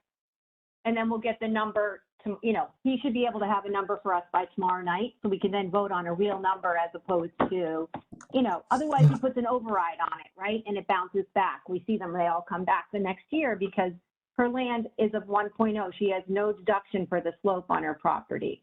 So if we give her that 0.85, it's going to take 15% off her land. We just don't know what number to take it off of, that's all. Because she also has, right, she has a square footage, the measurements are wrong. And she has a So, all right, so what you're saying is, or the other way is for me to make a motion of the requested value of 427, but you're saying it's better for the taxpayer to get the field card corrected because it will be more lasting? Yes. yes, other People? the Yeah, assessor okay. he can't fix the card, so he's going to put an override on it Okay. with a dollar amount of 4.7. She's going to bounce back up next time, and that's, you know, we try to get a good number based on what we want to do, and then I think it's going to be within 1,000. You know, it's going to be really close. We just have to get the land curve right. That's all, because it's just land is not on a, you know, it's not linear, Okay, so it's um, going to be this is really all- close to what. all right, I hear just- that. I just want to interrupt for, and I'm making a joke, so don't anybody be offended. Close only counts in horseshoes and hand grenades. We want this property to be 327. I don't care how he gets to that number, but he needs to get to that. He doesn't get to choose the number. I don't care what works for him and us and the town. I care what we think the value is. If we're saying it's 427, then whenever you need to send him what Kathleen's talked about, because he needs to make the change so that it's permanent. But we need to make it clear that we're asking for a 15%, not a 14%, not a 13%, 15% reduction in the land. And then he can adjust the other square footage if there's a problem. But that's the value we have to come up with. I don't care how he does it. That's the number, if that's what we vote on. So, okay, so are you saying then that we can vote on the number and he can work his algorithm to come up to that number? We give him, I don't want him coming up with a number and saying, well, I'm close. Close isn't good enough. If it's 427, it's 427, if that's what we vote on. Well, If we why vote on don't, different, then something different. but why don't we let him do his part? And then when so he puts his numbers in, whatever they come out to be based on the condition of the land, et cetera. And then we as a unit have an opportunity to say, you know what, it's actually worth less. Thank you for putting those corrections on that run with the land. We actually think it's worth less and we vote a different way. But if we vote now, If we do it that way, Katie, it seems to make sense, but if we do it that way, he's gonna come back, I will guarantee you, he's coming back with a number that's not what we want. And then we're gonna say, we don't want that, then he has to do it yet again. I know Because what I'm saying. Let him put on the part that maybe the square footage isn't accurately reflected, make that adjustment, that the land is not usable. And that's like a standard adjustment. And then it's almost like we're looking at this with fresh eyes. It's a new, right? Am I wrong? Like it's a slow Oh, plan, so it's okay. unusable or whatever. And they I do know. a percentage off. So All right, then we my look at it only- tomorrow night with fresh my eyes only saying, cons- okay, this is the new valuation. We think it's too high because, we think it's low because, and we go from there. My only concern is it seems, and I haven't been looking at a ton of field cards, but I often see it's a 10% reduction when I personally feel a dastardly type, lots should be more than that, more than 10%. Well, And what so we could do is, that's why I'm saying 15%. we could tell him that we want a 15% reduction there. And then he can do the number. And then we can look at it again and make sure it's what we asked him for. Okay, I'm fine with that. So, If that's what we vote to, if this is what we vote to do. okay. Because I've never once, whenever Yeah, we've done, that- it's always, Yeah, oh, it's sorry. close. Also mentioned the space under her, right? I'm looking at Yeah, her I thing mean, here. She that's- also, She Under- doesn't have a under shed. Yeah, the- there's other Right. corrections. But to be quite honest, it's nowhere near the issue of the land. So you're right. She doesn't have a shed anymore.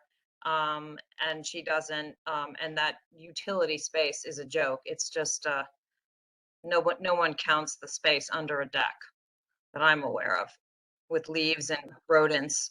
Only skunks and raccoons count that space. Yeah. Well, Yeah. I don't know. I say let him make the card correction. Yeah. And if we don't think it's enough, we can vote. All right. All right, So we'll do how that. do I get back on? All right, I can do that on my end. How do I get back on the schedule? You want to? Well, we probably won't have it until Wednesday. Because he said he would be available on Wednesday to answer questions. If we have it tomorrow, we can add it on at the end, but I would guess it's going to be more like Wednesday. So that means so we're not going to do anything with this. We're going to table it and we're going to go to the assessor with the information. And I we'll, am, correct? You're going to, I'm yes, gonna you go are going. tomorrow. Yeah. Yep. Okay. Yep. Okay, is everybody in favor of that? Can we do that?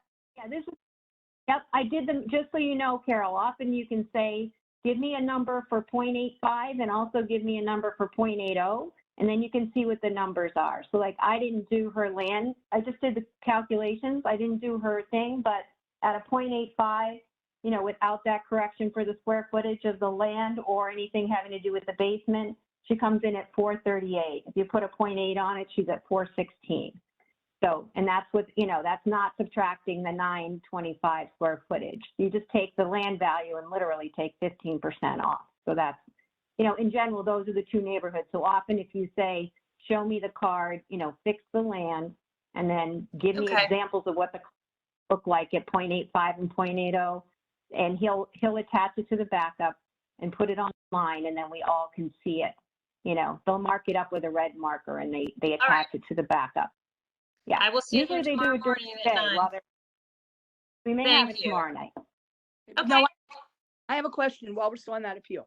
So I would like to know, I don't know Whoops. who wants to know, if we're all in favor of the 0.85 reduction to 0.85. Because we can't, I shouldn't be the one to say, well, make it for we should think about that. Is that something that we are all in favor of? So let's vote, and then you can tell them this is what we want. You okay with that? Yeah, so what again, I'm open for discussion, but in my opinion, 0.10% or sorry, 10% to me is maybe like one issue. But when you compound wetlands with the unusable, ski slope, like to me, it's like that is more than just one issue. So and I had heard that other people in the past were able to do 0.15, so I know that it does exist. So I guess that's kind of where How that came about, from. then, Carol, if that property is that bad, and I believe it is, because I drive over there all the time, I know what those yards are like. If that's the case, do you want to tell them we want it to be 0.80 instead of 0.85? Um, Yeah, this is Kathleen. What you often say is, I want to get the number around 420 or 427 or 418. I want to see it there. How can I, can you adjust the land and tell me how I get close to that number? See, but It's that's like the two houses that are on the curve there. I know her houses because I drive there all the time. So there's those two other houses that are really on the cliff there. As soon as you go around the bend, those both have a 0.8 on them, but they're smaller lots. Her issue is Okay, she's got so, a big, I mean, that's good lot. feedback. lot of, So, no, Yeah. I would say 0.85. I mean, that's good feedback. I would say 0.85.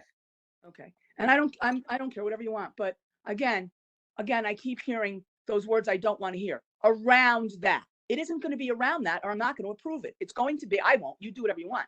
It's going to be 0.85 and a number. I don't want to hear, well, it's going to be 438 if it's this and 416 if it's that. So no, I want to know that that's the number we chose and that's the value, because he gets away with it every single appeal. All last year we did this. And it's always, well, it's about that because that works for him. It isn't about him. It's about the homeowner. And I have nothing against him. This is clearly a matter of fact. If we think it's worth that, then it's worth that. He doesn't get to choose. That's my point. So just make sure you're in charge of that, Carol. You make sure that's Okay. Okay. Thank you. All right. all right. All right. So No, we need to vote move on on. saying that we want it there, or do we just give them the let them do it and then we vote? I guess we give them. Is that correct? So this is Kathleen. I say that if you vote on 3.85 and you don't like the number, then you've sort of, you've boxed yourself in. So if you just table it, what the numbers are, then you give yourself a little bit of leeway to say, that's not enough. It didn't come down to 427 or the 421 where I wanted to be. Does that make Thanks. sense? Feedback. And then let's table it and we'll see what happens when it comes back. Okay, bye-bye. All in favor of tabling? Hello? Anybody? Yes. All in favor? Okay. Is it unanimous? It's technically postponing. Tabling means you're going to bring it up later in the meeting. I know it's just verbiage, but one of the boards got in trouble for that one time recently. So we technically postpone. Table Okay. means you take it off the table, bringing it back later tonight. I don't think we're bringing it back tonight. Okay, we will, let's postpone. I guess we don't have to be in favor. We're just going to do it. So let's postpone appeal number 3 until Carol speaks to the assessor and gets that all straightened out. I expect we'll have that back by Wednesday, but no guarantee. I'm just assuming it's Wednesday. Okay, next one. Carol, is it you still? Yeah. I think you want appeal number 26, yes? Whatever you say. 26 is Okay. good today. Okay, so this is appeal number 26. The property address is 649 Roland Road. The Oh. owner is, what? No, I'm just commenting. Oh, yeah, I remember this one. Oh, this is Alice DeZenzo. And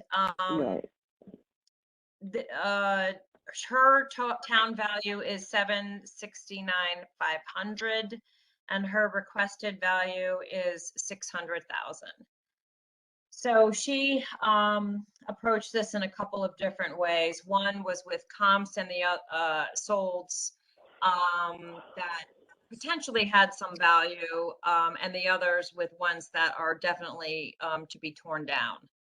And tear down, the comps are running anywhere. I mean, we all know the beach, anywhere from now they're 500 to 650 in that time frame.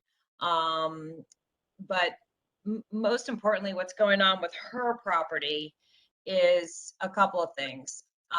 About a third of her property is wetlands.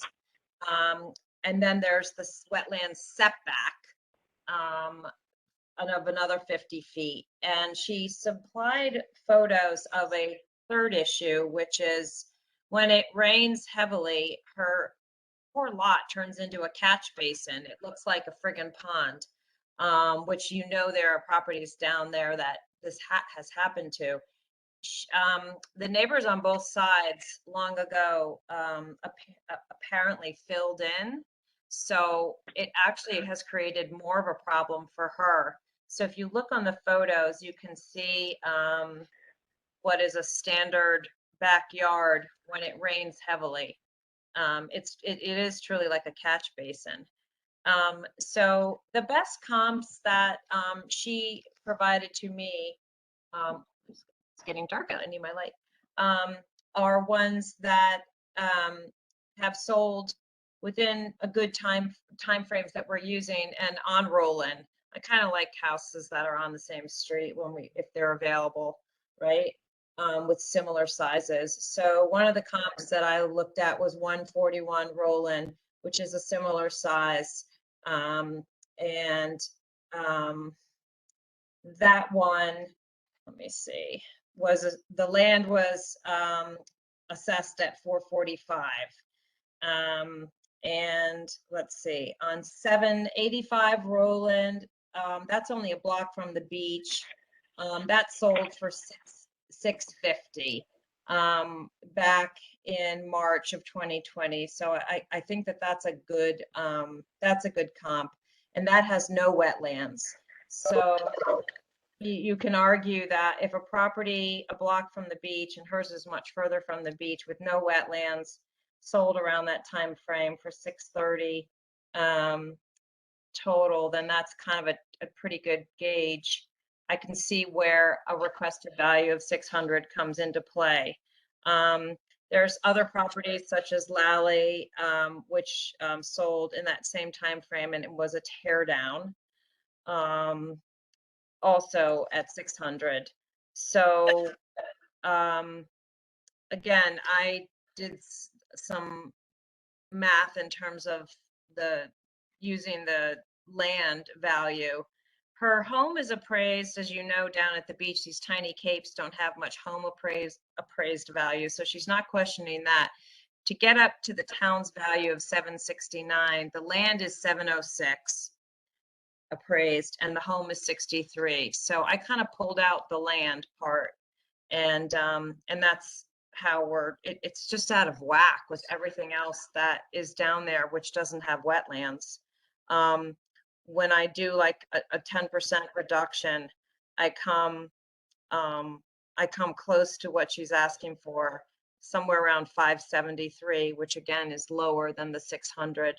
So I feel good about approving or requesting for an approval of the 600. I'd like to say something. I remember when this came up last year, and I was absolutely appalled that it didn't get passed. When you take a look at that backyard of hers, it's a pond. Yeah, it's disgusting. Yeah, and you know what? And Yeah, that's Lake Roland. That's Lake Roland back there. Yeah, And yeah. that has so many other implications.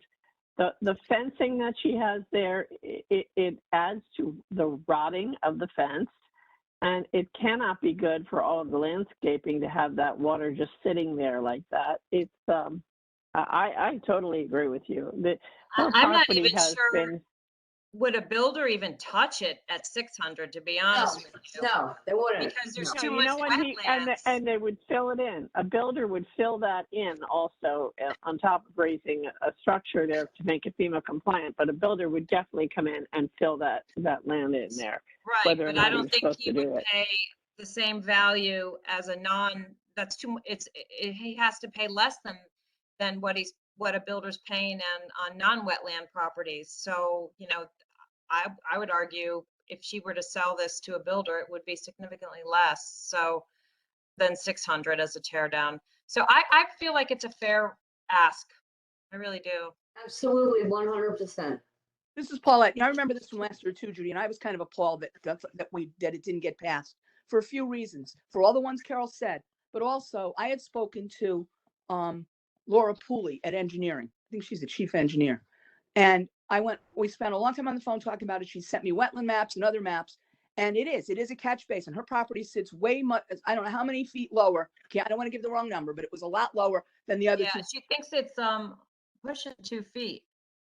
And then, the argument was, well, why can't you just fill it in? Because it's illegal. The fact that They won't let her. other people might have done it, but they shouldn't have. And she was Right. told by the town not to do it. I think Right. So I Right. agree. There is no way, and she has had builders that she's approached to take the house, and they wouldn't give her, anywhere near what they were giving Yeah. everybody else. So I think that it's probably time to, to really rectify this. Nobody wants that in their backyard. And if they don't fill it in, even if she sold it herself, is a family with children buying that with that lake in the back? No. So So what we need to do is the same thing that we considered for the other property that we just talked about. We need to make sure that she gets this deduction and that it stays that way and she doesn't have to keep coming back. that's true. You read my mind, Elaine. Thank you. Any other This is Kathleen. property? Yes. So just a little bit of history from last year. Bill Hurley actually came to the hearing. I mean, Peter remember, Judy might remember, Paulette. He actually came for the first 40 minutes and talked about that area and the elevations there. And she's pretty much the same elevation as all her neighbors who have brand new houses. So she's only about 5 houses from the beach. Her issue on her land, according to the town engineer, is that she has a dip in her backyard. So she's at elevation 6 and then 5 and then 4. And then she goes to elevation 2.8 and then she goes up to an elevation of, so her water is collecting because her land is not graded like the neighbors' properties are. So what he said was, you're right, you probably can't fill it in, but if you go to zoning, you probably can regrade it and move some of the soil around that's at the higher elevations closer to the back and pull it to the front. So she's, and if you look at the elevation map, she's at the same elevation as her neighbors. Her house is the same. So she's not really any more wet than any of her neighbors. It's because she's got that dip in her backyard and she has a yard drain in it as well. And the yard drain, either fills up with it doesn't drain all the time because the rainwater comes in there. So he did give her he explained that she could have those options for fixing her yard if she wanted to explore that. So it's not like she's the lowest house in the neighborhood, if I explain that right. It's just because her property is, and she already has an adjustment on her land of 0.9, and we looked at it last year. Most of her neighbors all have that same 0.9 because there is that, it's actually it's not wet. Well, it might be wet in the back, but it's a town. Somebody owns that private lot. There's a big, long, Shepherd or something owns the property in the back there. And there's a lot of garbage in it and chairs and things, and it doesn't drain well. But that was Bill Hurley's presentation last year. I went back because I remember this property. I went back and listened to what he said about her lot. And that was what he said in the meeting about. So, because most of the land down there selling, the lots were closer to 7, and she's in the BP1 neighborhood, so she's close to the beach. The one comp she gave at 141 Roland, that's a BP4, which is not that close to the beach. So those were, some of the conversations we had last year, because we brought him in because we were trying to figure out, is she as wet as everybody? Is she much wetter than everybody else, and why is that the case? And so she already has a 0.9. If we drop her to a 0.85 or a 0.8, her neighbors are 0.9, they're all elevation 6 and 5. So I'm just Neighbors have the repeating, same- I'm right. I'm sorry, I didn't mean to cut you off. So Do her neighbors have that same lake in the back? The fact No, they don't the have fact- anything. the fact that she has wetland and she just can't go there and just regrade any old time she feels like it, that should be considered. And by the way, I spoke to Laura Pooley in engineering about this. And I think I mentioned that. And then the next thing you know, Bill Hurley's in there giving us a completely different answer. So I have concerns about what the real answer is. But based on Laura, who I trust and believe, because she talked about a lot more. She talked about the tidal gates, and those were changed, but it didn't seem to make a difference. And there was a whole bunch of other factors included in that. It wasn't just, well, she could just go and fill it in if she goes to someplace and asks. It's more than that. because her land does drop to 2.5. Does everybody's drop that low? I don't know. Maybe it does. But for some reason, theirs drains and hers doesn't. And you can't deny the fact that the land doesn't drain and that she has wetlands back there. And it is not going to be okay, just go over there and fill it in. If they even allow it. I doubt they're going to allow wetland filling. But I could be wrong about that. But in the meantime, this So, woman has been sitting there with this. It's a disgrace that the town hasn't done something to help her. Even if the town says, okay, we'll go in there and we'll dry it all out, all that. Yeah, okay, well then maybe her property is worth what everybody else is worth. And as far as her neighbors go, I never care what the neighbor's value is because each one of these appeals is individual. If they don't come and appeal, then that's their thing. I mean, just because they got something, this is not everybody gets a trophy time. Just because theirs is 9 doesn't mean hers has to be 9. So, you know, what does everybody think? Is everybody thinking they want the assessor to do something with this? You want to talk to engineering again? You want to vote? Whatever. But there's options. well, all right, so this is Helene. So I'm just listening to the comment that Kathleen made that Bill Hurley said the other properties were graded. So I would think it's a lot easier to grade those properties when the homes are elevated than a home that is not elevated and not FEMA compliant. I mean, I don't know that she would be able to grade her property the same way that the others have been because they are elevated now. So it may be a case of her not even being able to be graded to the point where they are because she is not FEMA compliant. That's true. If those This is all those properties, contiguous properties were on the market at the same time, hers is going to sell for substantially less because of that backyard. That has to be accounted for and that has to be evident. Yeah, I agree. Has to be in the field card, so she's not coming back. It's not changing tomorrow. It's not changing next month, next year, or the year after. Yeah, I think if you look at her number 8, right, look at page 8 of her backup. I think that's where you see the blue line. You can see the elevation changes on all the houses on that street. So I think, like I said, if you have a divot in your front yard, you have a low spot in your yard, water's going to accumulate. And that's what she has. She has a 2.8 in the back, and then it goes up to 3. So she's, you know, her backyard is lower, and then it gets higher before it slopes down into the wetland. And that's Thank you why for she's the- getting. But that, I mean, look, and if that's the reason that, you know, she's going to get less money for her house, that's one thing. She can't grade the whole lot, but he suggested she look at moving some of the higher dirt that's behind it into that spot. So that's what I just want to make sure that you understand, you know, whether she should get more off or not, you know, we can decide that, but that's what he said was you should look at moving that land, you know, the higher spot towards the back forward and redistributing the dirt in your yard so you slope into the wetland. That's all great, but you gotta have money in order to do that. Yeah, to maybe increase once her we give her a property. reduction, she'll have the money to do it. I mean, I don't know how this is. No. That seems unfair to ask homeowners to take on a burden like that for a defect in a property. And at the same time, still collect this higher value as if it doesn't exist but could be fixed.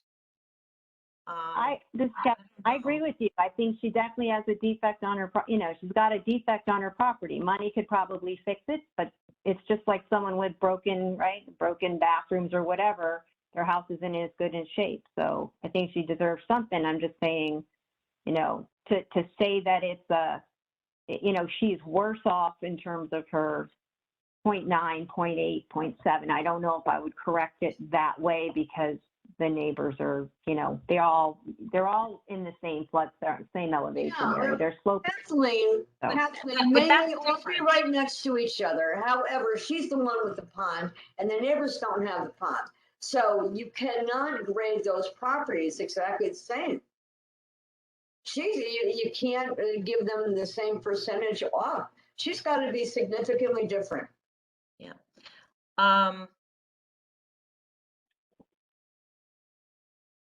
It sounds to me like another one of these field card adjustments, which seems like I'm going to have a lot of those. because I feel that a lot of mine are incorrectly being, either they're not being adjusted at all, as was the case of the first one we just talked about.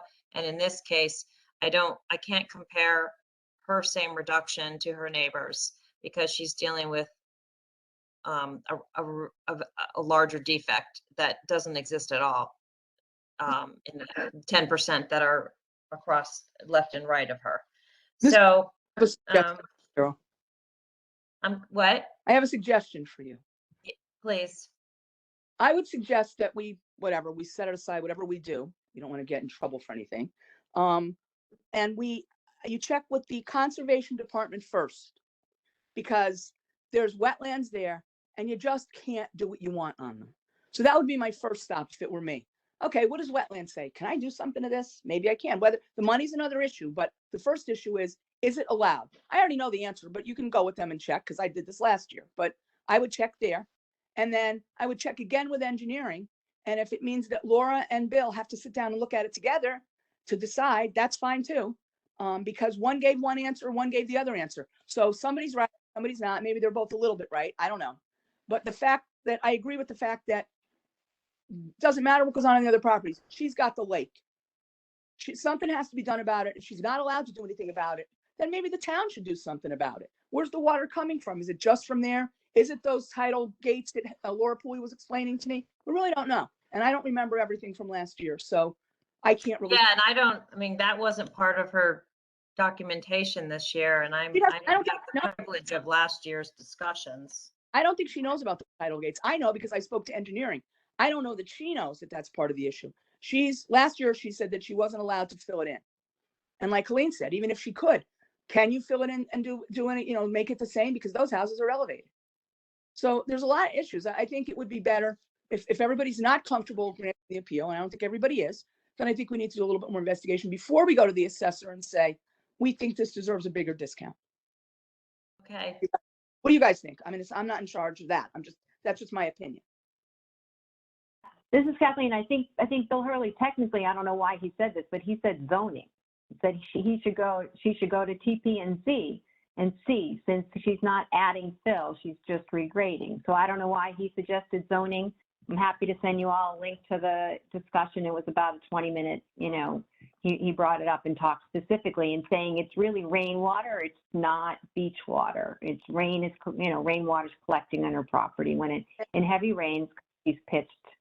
I don't believe it's the tide. It has to do with the tide gates, but I could be, I don't know. He suggested zoning, so not sure Here's why. the thing. Yeah, but I mean, that's a burden on this homeowner. And that's like saying to the other homeowner on North Benson, well, if you just, fill in a whole bunch of this backyard, then you'd be able to have a bigger backyard and it wouldn't be sloping down to, your death Right, trap. I mean, Well, this is a burden on the homeowner, and I don't think it's fair to say, well, if she just fills it in, she'll be fine. I think that's offensive, that statement, to fill it in. Go ahead and fill it in. Yeah, okay. Why don't you give her the money? No, I mean, it has to be fixed. It has to be fixed on the field card so it doesn't show up again. And she's been paying too much taxes for that for a while. And this should have been approved. Yeah, she's been trying to fight this for a long time. Yes, Why years. can't we can we vote on trying? Well, I don't know. Let's not tabling it. What is it? What are we doing with it? here's Not Delay. Postponing it. Postponing it. And ask the assessor to get her to that 600 number by adjusting the land. Can't we do that? we could do that. Or the other thing is, now this is another option. I mean, I brought that up as an idea because I didn't think everybody was really in favor of the appeal. But I don't see the need to. So I guess what I'm saying is we don't have to do all that work if everybody's in favor, if there's a majority in favor of just believing that she has a serious problem and granting the appeal like we do with everybody else. But if no one can't agree and everybody's contentious about it, which we are, then we need to go do the investigating to, go to see people. To technically, personally, happy to just grant the appeal. I'm sick of hearing about Paulette, the concern that I have, I want to grant this for her. However, if we grant it, then it's going to come back if the field card isn't adjusted. That's true. I wasn't there. You're right. Then let's do it the other way then. Let's do some of the work. In fact, I am sitting home unable to really work. So if anyone, Carol, if you want help with it, if you want me to call engineering, if you want me to call conservation, if you want me to call zoning, I'll be happy to do it and give you all the information. I'll see if they could send me anything in writing or maps or anything, and then you can come back with it. It's up to you. I'd be happy to help with that. Okay. Okay, let's, I guess we'll have a motion then to postpone this one as well. And do more homework on her behalf and or have her and us do this discussion with conservation and engineering as well. So, okay, how's that What sound? number was that? That was number. That was Well, number, When- that was number, sorry, 26. yeah, 26. Kathy. I'll just put her name down. About 5 minutes.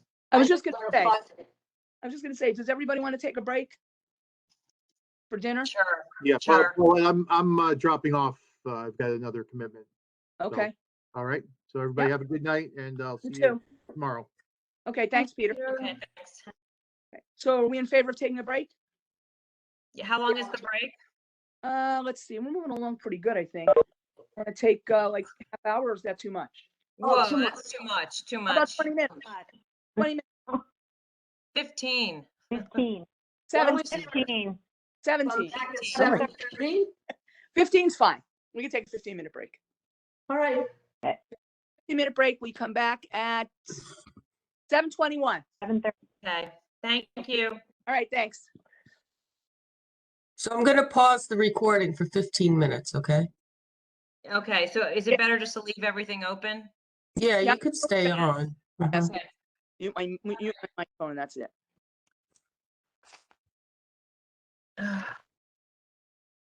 Started.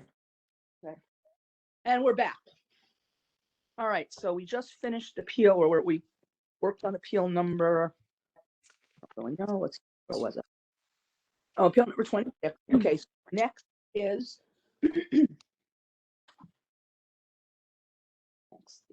I lost my list. Who has the list? 27. Appeal number what? It's me. It's appeal 27. number 28 and 27. Okay.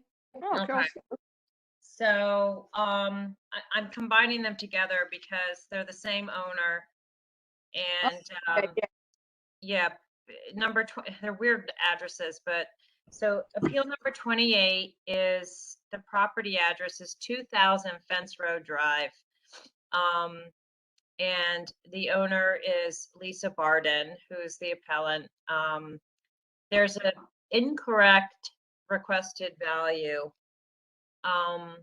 Because when I met with her and I understood what she was saying, she realized that she made a mistake, and she's asking for a value which is almost nil.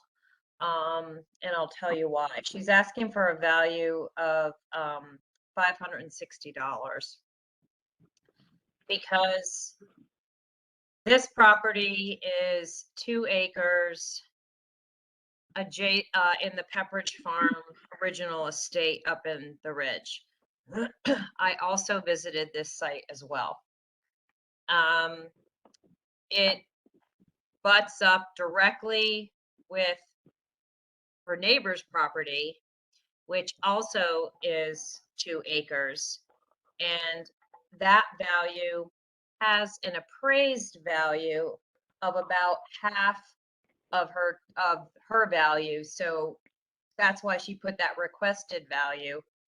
But in fact, it goes from the appraised value of 168,000 down to 400 on the assessed because it's classified as pasture. This neighbor has bees, and so does our appellant, Lisa Barden. And she has spoken to the director at the Connecticut Farm Bureau, which obviously she's a member, and they have provided her document, which is in the updated in the file there, which shows something called the 2020 recommended card values for different types of farmland. And she's claiming that it should be this 200, it's circled on there, $280 an acre. And that translates to 560. I don't know exactly why the neighboring town, the neighbor's yard is $400, but they're close. So she feels unjustly that her property, which is in some ways, it's being used the same way. She doesn't understand why she's being appraised as a traditional lot and not the way the other property is, which is pasture. That's issue number one. Then it's combined, however, because both neighbors own not only those 2 acres with bees, they also own a house and land on that house.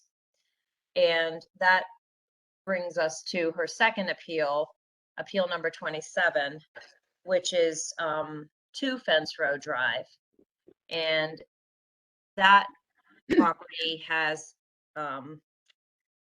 4 acres, and 2 of those acres she's asking to also, because there's bees on that, to also be brought down to a considerable level. And most of that property is the value of the house. To be honest, that property is appraised at the town value is 1.948, of which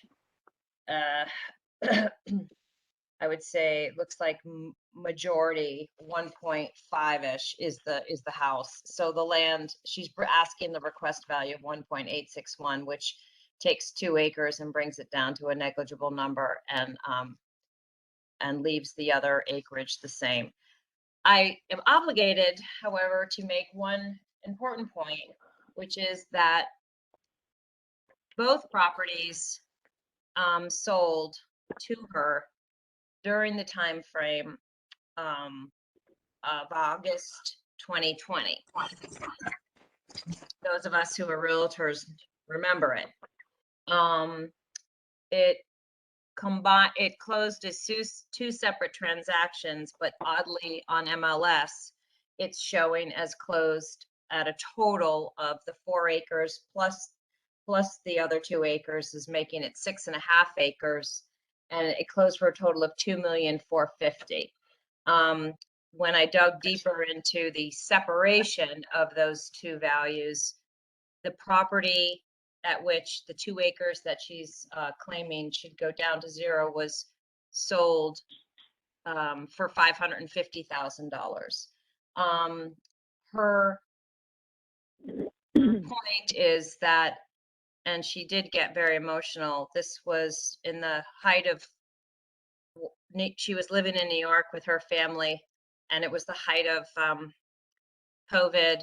People were dying right and left in her building and in New York City, and it was a very frightening time. And she had to get her kids out, and so it was a true.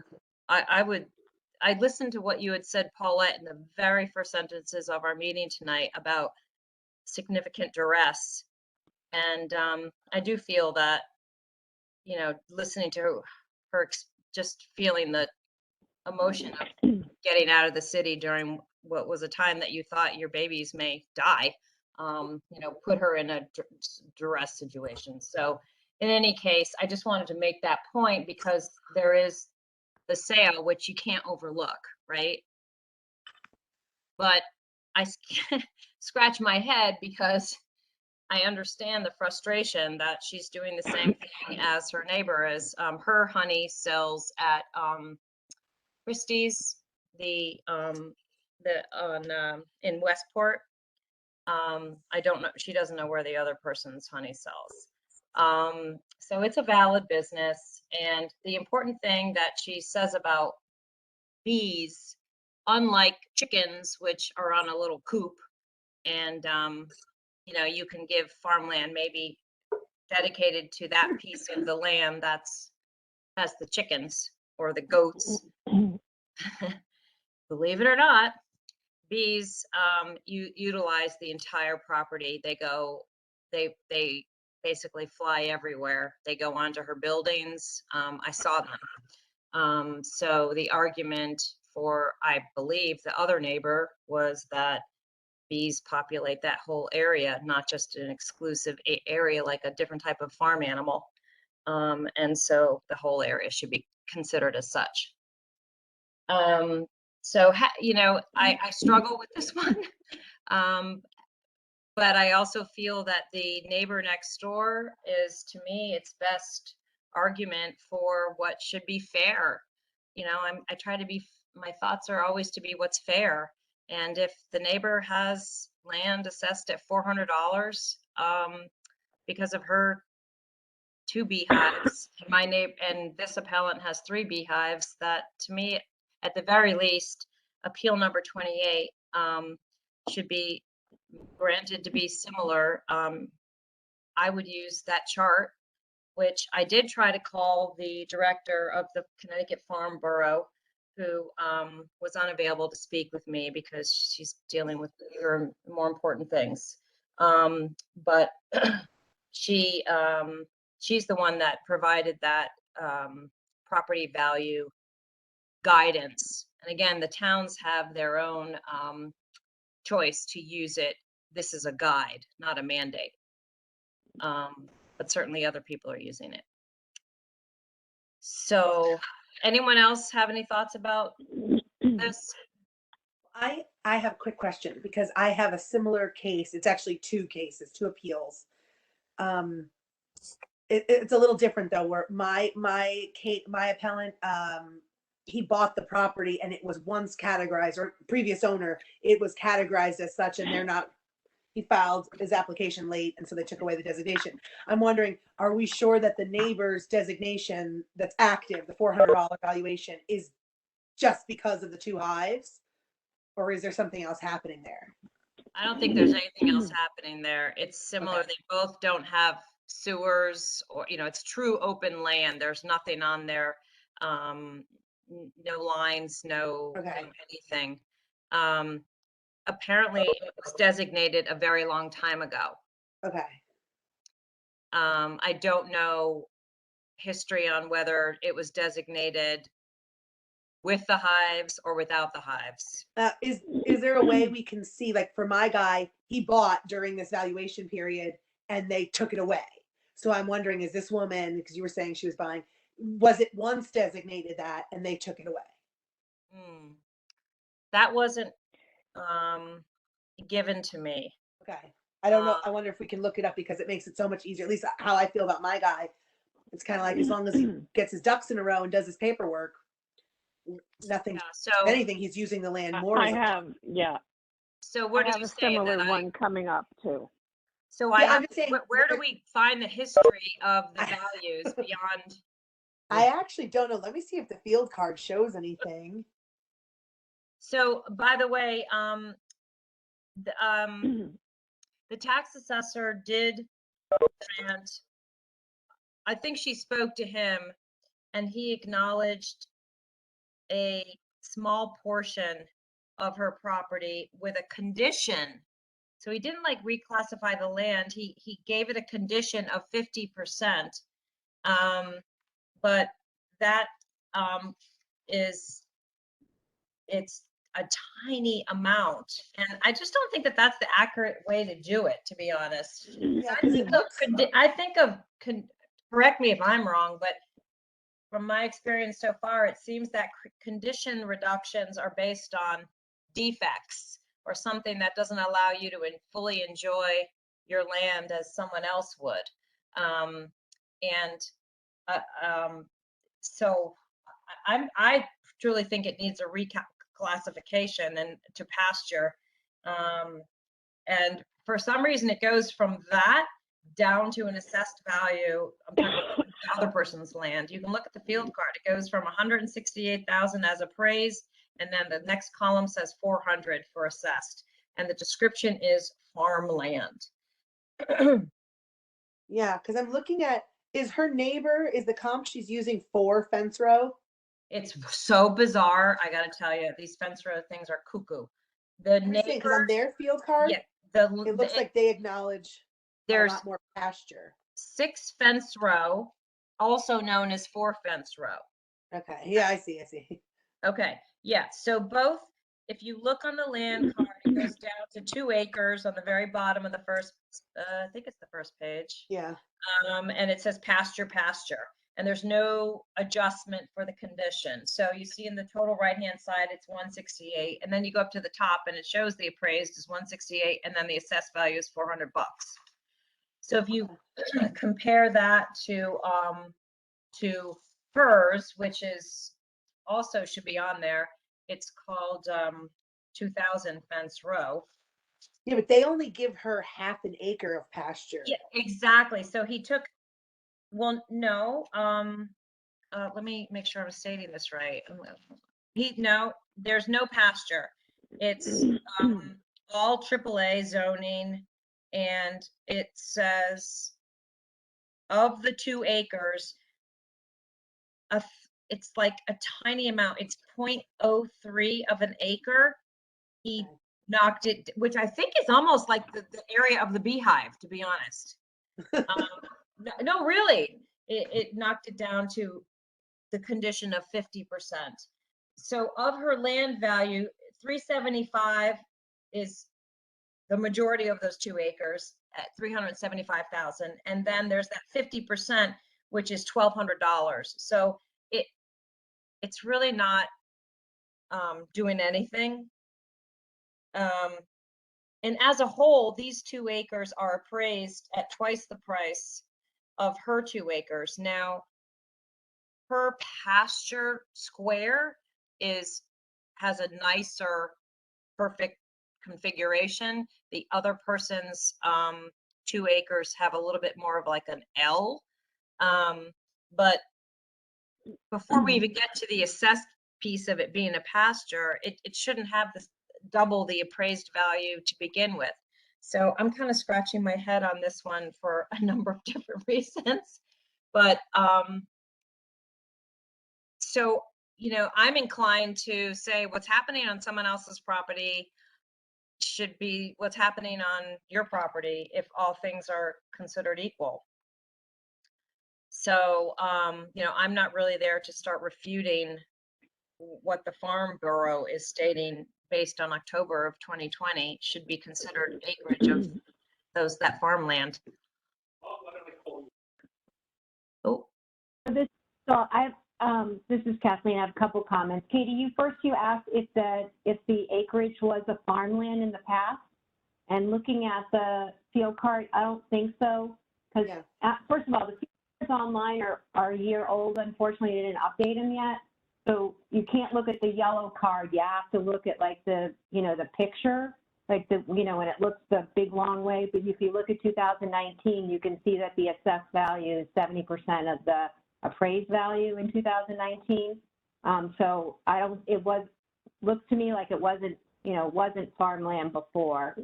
And what happens with the way I understand it, it's hard to switch from farmland. It's hard to take it off. So I guess I think you're right, Kathleen, that it wasn't, but okay. Sorry. Yeah. And farm we had a farm last year and it generated a decent amount of conversation. And at the end of the day, the assessor went out with the hearing officer, visited the property, explained it to the homeowner how farmland works and, what you need to do with an orchard and how much of the acreage they had the trees planted in. And at the end of the day, they all agreed to, how it was being used as farmland and what to do as he planted more apple trees and whatever else he wanted to do on the property, that the amount of farmland would be increased. So I think what happened with the neighbor's property is that it was declared farmland a long time ago, and they never really had to prove that you can't take it away from them, but they don't really farm it. They just have a few beehives, and yet they get a big tax break. It's not, there's several properties like that in town that that's happened with those properties. They don't have to prove that they're farming their land. So, but once the property changes hands, then the farm status comes off and you have to Exactly. reapply. So in this case, right, Right. this isn't the case with this one because it wasn't, so she's applied for farmland. And if you look at the full card, not the 2021 yellow card, you will see that on the bottom that in 2020, her assessed was 70% of the appraised, but in 2021, it's less than 70%. So that says to me, he did give her, you know, some farmland. And we just, unfortunately, unless she's got it in her backup, I didn't look, we don't have the 2000 fence row card for 2022. We just have that online form, which is limited, so you really can't see the landline. Yeah, I'm that's what guessing I'm he did- using. Now, Yeah, what, and he what gave- value do we have with the Connecticut Farm Bureau classifying and, you know, the director stating that bees, as opposed to a tree, you know, that it has a very definitive orchard. Yeah, And so I geographic think the way location, that it was, bees use the whole property, so that's the argument. that bees use the entire property. Yeah, I mean, I guess I hadn't really, you know, last year was about apple trees, so it was a lot easier discussion, and he was only, you know, planted on a very small portion, so that portion Yeah. got declared. So in this case, he's given her some portion of her property. It looks like, again, we need the real field card to tell, but I think he's given her some farmland classification on her property, but not the whole thing. Because if you look at the old card, just says vacant RS land at the very top when the current assessment in that top box.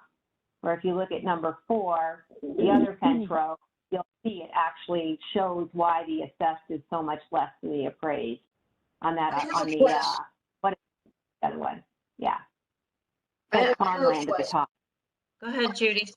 All right, so I would be very interested to know which other properties in town have, are doing the bees and the honey, and whether they are all at the farm price or whether they have some small portion. And I think whatever we do, we've got to be consistent with some of those other properties. Even the one next door, that is all farm, isn't it? The 2 acres are, yeah. And that's bees. And so that to me is very telling, right? So you can't treat one person different than another. How do you do that? How do you do that fairly?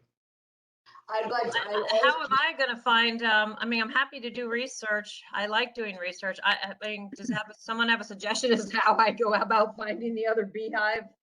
Well, I think it would the be fact of the registered matter with the is- businesses. The fact of the matter is, you got the one next door that has the bees. There's 2 beehives. It's on 2 acres. This gal has 3 beehives on 2 acres, and that's even more. So I think she's right in line with asking for that. I don't see any problem. I would go ahead and I would approve that right now. This is Paulette. I agree with Judy. And the other thing is that if anybody remembers from last year, when we talked about the farms in town, the assessor made it quite clear that he is not in favor of them. He doesn't like them. And if it were up to him, he'd get rid of all of them. Having said that, I spoke to him about farms this week. And we talked about, you know, well, when it's bees, it's hard because, you know, it's not like an apple orchard where you have a set plot of land. There's a guy on Black Rock Turnpike. He pointed this out to me. There was a guy on Black Rock Turnpike up not too far from the Parkway that has signs out all the time for honey. Oh, and yeah. He's Yeah. got hives on his property. He's got like 11 hives, but he only has 1/3 of an acre. So his feeling is, well, he's using all the property, so he should get the full discount. But when we discussed, well, bees don't stay in the hive or in one tree. They go all over the place. So It's actually quite fascinating. Yeah, they are all over the place. Although I went and it was still, you know, it was a warm day.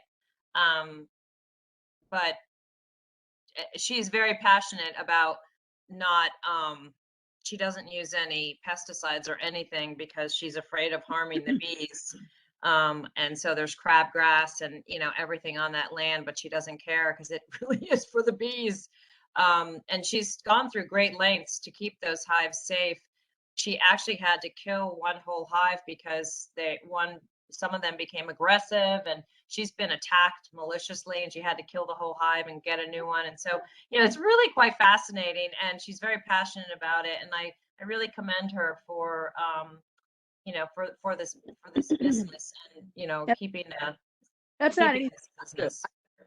I wouldn't go near those bees, no way. But No that's, kidding.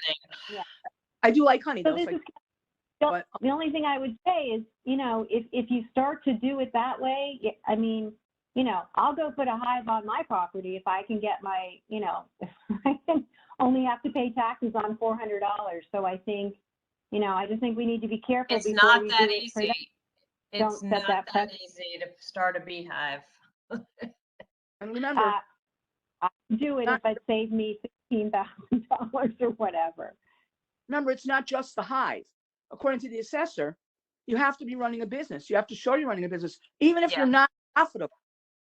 Yeah. As long as you're selling the stuff and you're not, it's not like this is just for my own consumption. And I'm saying I have a hive, like having 2 chickens and you eat their eggs and you don't do anything else with them. That's not a farm. But if this woman is actually selling this product, whether or not she's Does she- profitable, the answer. I don't see anything in here where she says she is, or that she proves she is. Yes, she brought it. It's Okay. at Christie's. She brought it. It's got, I should have taken a picture. She brought And it. how about this? Had a Like, label. does the assessor tax her on the personal property? Because then if the standard, I don't know the standard, that's why I might not be comfortable voting on this, because if the standard is you cultivate the whatever it is, the eggs, the flowers, the honey, whatever it is, and then you sell it, and if the town is taking taxes on the personal property of the business, they've acknowledged that you're doing it. Like, it's kind of like they're taking 2 bites at an apple there, and I don't know that that's right. I'm saying So or the- I would, yeah, okay, so that's a good question. I didn't ask that. I would have to go back and check to see if you mean the personal property being declared as the hives? Like they acknowledge that she's running a business at that location, and therefore she'd have to, whatever she has, shovels or those smoke pump things. Yeah, something, whatever it Because is. if right. they're aware that she's doing it, and I guess I would just like to know a little more on why they're willing to acknowledge a portion and not all of it. If they don't Yeah, feel that it's a that business. piece of it, but then there's also just looking at the hard part I'm having, again, there's so many different ways to skin these things, is the neighbor, for whatever reason, it goes back, if they had orchards, now she has bees and nothing's changed. And that neighbor, has designated pasture. And so you scratch your head, I scratch my head saying it really should be equal. But I agree with you. I guess we should be looking all across town to see where we have more consistency with that. Yeah. Actually, when I talked to the assessor, we actually had a very nice conversation, and I thought it was productive about farms and about the bees and about this particular farm, because it came up in the conversation that oh yeah, where there's one and it's here, and and he said, oh yeah, and he's his thought is he's basing it on the number of hives. I don't think you can do that. I don't think you can say, well, the guy in Black Rock Turnpike has 11 or 9 hives. He's only got 1/3 of an acre, so sure, his whole property is being used. And then this lady has 3, but the other lady has 2, but they're only using the property for that. The bees do go to other plants and flowers. So I don't really know. He actually said it was a very difficult thing to do when it was the bees, because of that very thing, that they kind of go everywhere. Right. But if she's using the neighbor as a comp, I don't know that we're going to comp, because this guy's on 1/3 of an acre. How do we equate that? That the neighbor has the same amount of acreage. And he seemed, I can say definitely, but it seemed to me that he knew that this was going on, and he knew it was a business, because he told me where she sells the stuff. So he knew it. Right. Because right. Oh, he must. I mean, I didn't say, well, prove it to me, show it to me, blah blah blah. But if he knew about it, he's saying it. So he did not mention the neighbor's property, and I didn't know that there was a neighbor with that. I hadn't read the whole appeal, so I did not know that there was a neighbor with a similar situation with a much To me, bigger. that's the crux of it. That is the crux of it. So Well, that, and also the Connecticut recommended yeah, yep. farm pasture Mhm. designation. I mean, these are people way above my pay grade in terms of their knowledge and passion of farmland.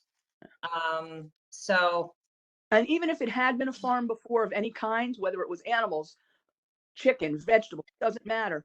When they change hands, Carol, you're right. He mentioned that. When the property changes hands, the town has the right nation until the new owner files, and proves it, whatever.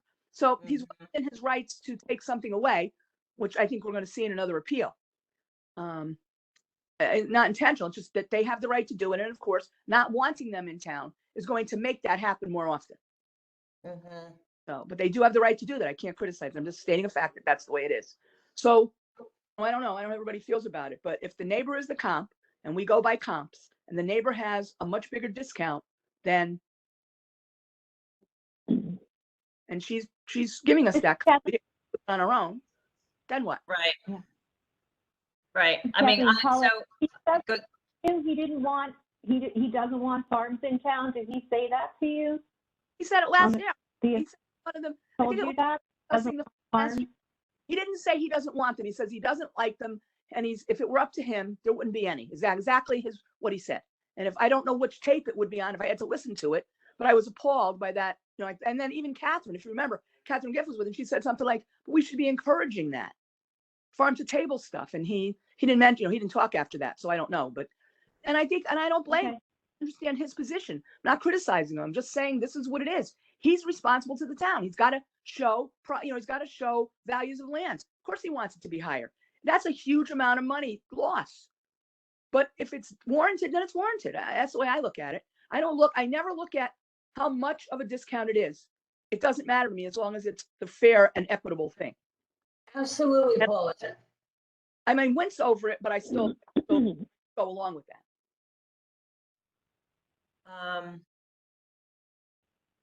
I guess Well- I'm just not comfortable because I don't know why the neighbor is getting the discount. I don't know that it's just because she has 2 hives. If it is, then I agree. But I don't know that we know that. I think only actually one of the hives is active as well. I think she's, that neighbor is just sitting in a very lucky position. Yeah. And she Yeah. may have slipped through cracks and Yeah. Okay. Yeah, but again, you can also look at that farmland designation chart that's in the file that shows clearly that someone has a right to declare usage of land at 280 an acre. And Yeah. and that's what was according to the director of this organization. She circled Pasture F as the designation for all beehive properties in the state of Connecticut. That's their recommendation. Yeah. Okay. And not to be like a lawyer, but I'm sorry. But what does having a beehive at all classifies you as a beehive property? Is there any other elements that need to be met? Needs to be a certain number, I don't know, needs to produce a certain amount of product. I don't think you have to produce, I don't know if you have to produce a certain amount of product. You said, even if it's not profitable, if you're selling it, it counts. So I don't know that there's a quantity you have to sell. But if you're selling it to a business or to people or whatever, then it qualifies. So, but I don't know. Would people feel more comfortable if I did some research on the treatment of other beehive businesses and their land? And table yet another one of my fields. Carol, I'm going to be quite clear with you. I'm all right with it as it sits. I look at the neighbor who does not have a business, who did not even, all right, this lady brought in samples of her product. The neighbor Right. doesn't even have a business. She brought you something from the state with regards to the designated farmland. I don't know what else we need. Well, I'm with you on that, but I don't know that that's all that's required. And I'm not comfortable voting because you think that. I'm just saying I agree she's selling it. I agree she's making it, but I am an attorney. So if the law says something different, I need to know that. If the law, I don't know that it's just, hey, have bees make honey, you're set. If that's it, great. But if there's anything more than that, there's some sort of higher threshold, I need to know. Helene, are you there? Yeah, but we're talking Hi. about two different parcels, right? Right, well, We're talking I'm about focusing on the parcel the with the first 2 one. Yeah, acres, with the right. town value of 322 and the requested value of 580 as compared to the neighbor, which is $400 dollars. Yeah, I wasn't sure you were still around and whether you had Yeah, no, I'm listening. any I'm, thoughts on this. and I tend to agree with Judy on this. And I think that, you know, what's happened with the neighbor is that she's just somebody who has had this designation for a long time, and lucky for the neighbor. Right. But that is the comp right there. And I don't know that, I mean, we can postpone this, but I don't know that we're going to find any, you know, that much more information on this. Well, I'm That's just inclined to my not opinion. postpone it if there's enough feelers that I feel like we have, if there are enough people who feel like we have enough data for me to move to a motion. As much as I love to go back and do homework. No, and that's part of it. I don't think you should go back. I think I don't feel that she's met her burden of proof here, but if enough of you Okay. believe that she has, then go ahead and Yeah. vote. I don't think we should I'm do gonna legwork. go ahead and make a motion then that we grant the appeal for $580. The issue, I guess, is more of a question because she incorrectly filled this out. Do I have to first make the motion for the amend? Let's hope not. Let's No, see. this is Kathleen. I'm No, fine doing that. yeah, no, if she filled out the form, we allow them to change the amount in the hearing without like having to make, right? Her requested amount was what she requested, so that's the motion on the table is what she requested, I think. Okay, I think so, we need okay. to just- Are we putting farm status on her property? Is that what we're voting to do? Or we're just gonna override her property and reduce the amount to 400 for assess, but keep the appraised? Because the way farmland works, right, you still have an appraised value for your property. It's just that the land is, you know, whatever portion of the land is considered farmland, classified as farm, and then that way reduces the assessed value compared to the appraised value. So if you look at number 4, right, they still have an appraised value on the lot. It's just Right. that it comes down. And she paid $550 for the lot, so it's not like she, you know, paid $100,000 for it. She paid $550,000 for it. So Right. I mean, in this one, I'm Okay. almost just inclined to keep the town value as is, as long as I'm able to designate the assessed value as $580. That's what I would be in favor of doing. I can't answer What did to I you miss why here? the other one So is she does 400. not have? Excuse This is me? Helene. I must have missed something here, but are you saying she does not have farm status on this? She That's lost correct. that? Presently, she does not. She doesn't have it. it never had it. That property never had farm status. The neighbor next door, looks like the neighbors went on in 10/2003. I'm looking at the field card for the neighbor. It says farmland class, you know, 10/0. The neighbor got it in 2003. Got farm So status. that's not, so what, does anyone know what the process is to apply for this? I mean, I Yes, know it takes time. takes time. Some of them, like I said, you have to show that you're running a business. You have to show, you don't have to show a profit, but you have to show that you're running a business, that there was transactions, that you're selling it, and you know, that you are selling it. And you're not just using the whole product for yourself. There's nothing that says you can't use some of it for yourself as long as you're selling it. And as far as there's a statute you can look at. I think it's PA, I forgot what he said it was. I wrote it down, but there is a way you can look up. But he said, you know, it's very vague. So even if we read that, it's not going to tell us a definite answer as to whether or not this should be classified as farmland. But the farm, Who what makes that decision? it tells us how much they should. There it is. Yeah, Pasture F, $280. Okay, but who makes that decision?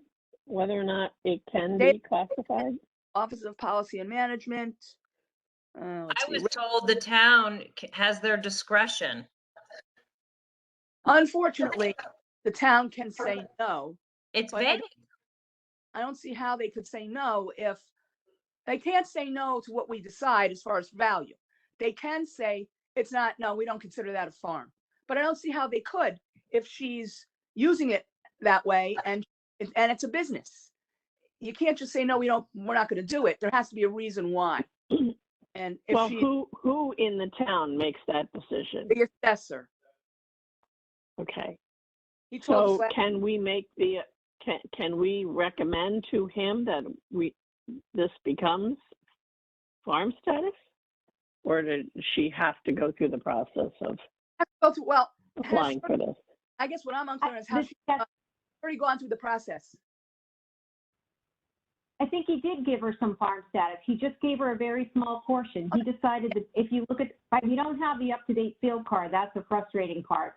Because the field card would clearly show what he did with her property and how much of her property he declared farmland, right?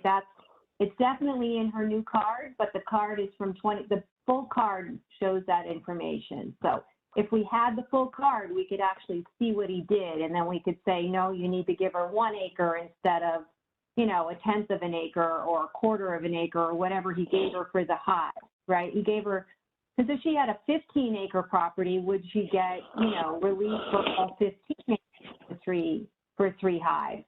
I don't know. So there has to be, you think about. That's why I go that back part. to the standard of the neighbor. When we don't have data, to me, we've got to start filling it in with what we do know. Well, yeah, the neighbor has, let's see, what does the neighbor have for farmland? That's what, 4 cents? Well, That I'm card looking- should be, Everything I'm looking at, you're saying that I'm not looking at the most accurate data. Maybe I'm not, but I'm looking at the field cards as I printed them out. And the neighbors, 2 acres are all designated as pasture. The whole 2 acres is pasture. yeah, Carol, this is Kathleen. So at the top of the card, look way up in the top. You see where the description says farmland? Yes. Way up at the top part. That's where the designation comes in that box. So she has probably pasture on her property too, but the current assessment up there, that's where the farmland status comes in. So the pasture down the bottom, that's where you see the difference in the appraised versus assessed. And it looks like all of her property, 100%, I guess, is maybe the pasture, maybe that's the same thing to go pasture and farmland at the top. I don't know if that goes, Well, 100%. If we're comparing those, then on the appellant's card, it just says vacant land. And Right, is, and that's you because know, her card, yeah, if you look at the date in the upper right, is the print date on that card 2021 yeah, or 2020? Yeah, see, so he did something for her last year, but because the cards online are a full year old, you can't see it. We asked for that to be uploaded. He said it's in process of being uploaded when he sent out the sales data in there. He said, look, Vision's in the process of giving us updated full sale cards. So that's the problem. We're looking at cards from a year ago. So people have done work on their property or they got a reduction last year. We're not seeing it because the cards are old. So it would probably be good to have a updated card so we can at least see what it looks like if you want to tell them what you want. I don't know. It'd be good to see the card. Unless it's in her backup, but I bet right in her backup, is it the old card too? It says 2021 I was on it. comparing, yeah, her backup is the same as mine. Yeah. Some people went to his office and printed them out. So sometimes you'll see like 222, 2022 on some cards. If the appellants went and actually printed out asked the assessor for a copy of the most recent card. But Well, that's here. It's not- we don't I have have a- 0822 is here. I have a question. Why don't we have the updated cards? Does anybody know? I asked back in December, I said I don't remember who I emailed someone, and I said, could you please get Vision to upload the cards online? Because if somebody got a reduction last year and they come back, you can see it on the card, but we can't, any changes that were made or people put a pool in, we're looking at, if we're using these yellow cards, we have to know that the data could be a year old. Even the dollar amounts are often different, like on some of them. So if you look at the card online, you know, the full one, when you first click on Vision and it's that big, long card, that's up to date, but it doesn't have all the detail on it. So sometimes the dollar amounts are different between the yellow card when you click on it. I know, I guess it takes Vision a week or so to upload the PDF. I don't know why it takes so long, but So Last year Kathleen, they- you're saying if the print date says, if the print date says 2/8/22, that's not correct? that's a good, that's someone got that printed and added to the packet. But in general, most of them say Well, 3/20/21. that's on here for this property.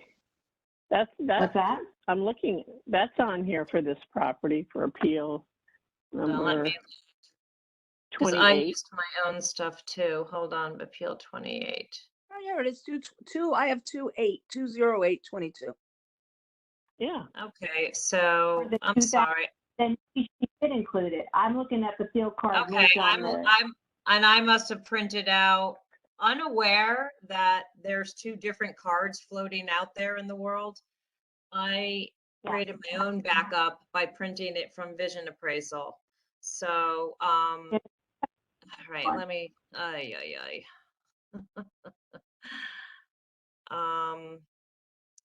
okay, so if we go down to 2 fences, okay, right, so he's classified, half of the, 1/2 an acre, as pasture. 1/2 of an acre. Oh, so that's probably what these are. Yeah, and then, but, yeah, so, sorry about that. So in this case, she's requesting, the total acreage because I can see now, you're right, it goes down, I'm sorry, I think I looked at this originally and then I probably forgot and printed out what I thought was the same thing.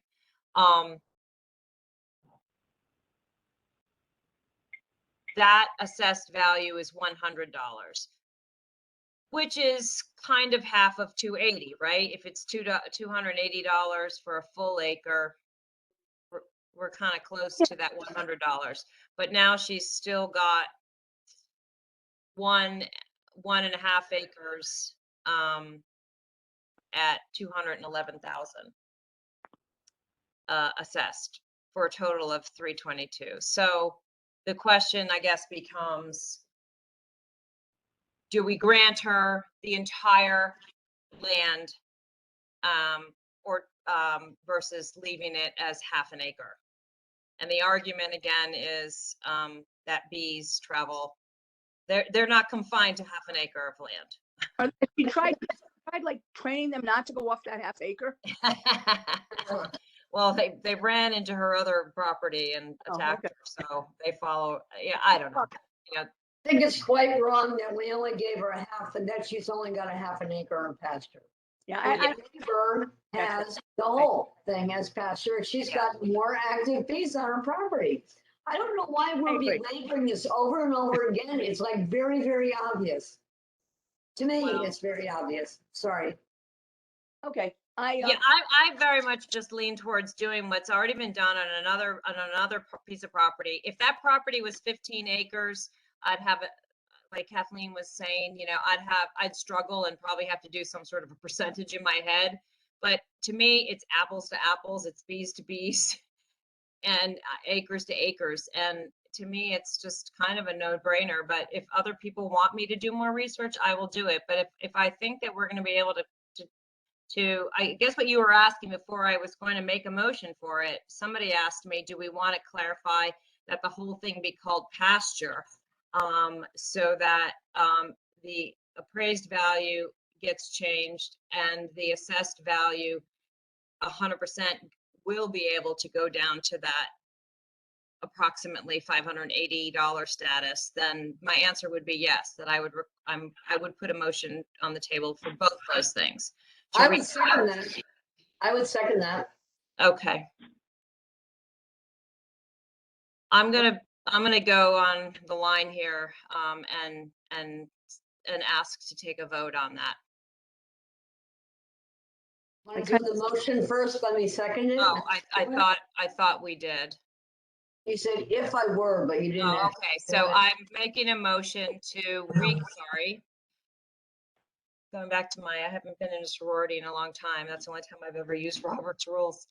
I'm making a motion to change the status of the additional 1.5 acres of property, 2,000 fences to pasture, thereby reducing the appraised value and netting down to an assessed value of $580.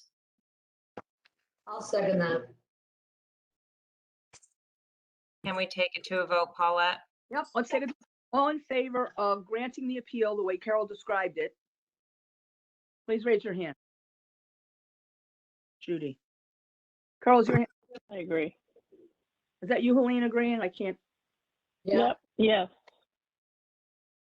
Kathleen? Oh, Kathleen, I'm sorry. Sorry, opposed. Okay. Yeah, Peter, I'm sorry. I have to oppose as well. If okay. this is the standard, then I would have agreed, but I don't think she's proven to me what the standard of care is to prove that you're pasture or farmland, so. Okay, and Paulette, I can't see you. I'm sorry. I was, Oh, okay, Right. okay. So, and I had my hand up. There it is. okay. So, um, okay, so the motion passes 4-2, opposed, Katie and Kathleen. Read that back, please.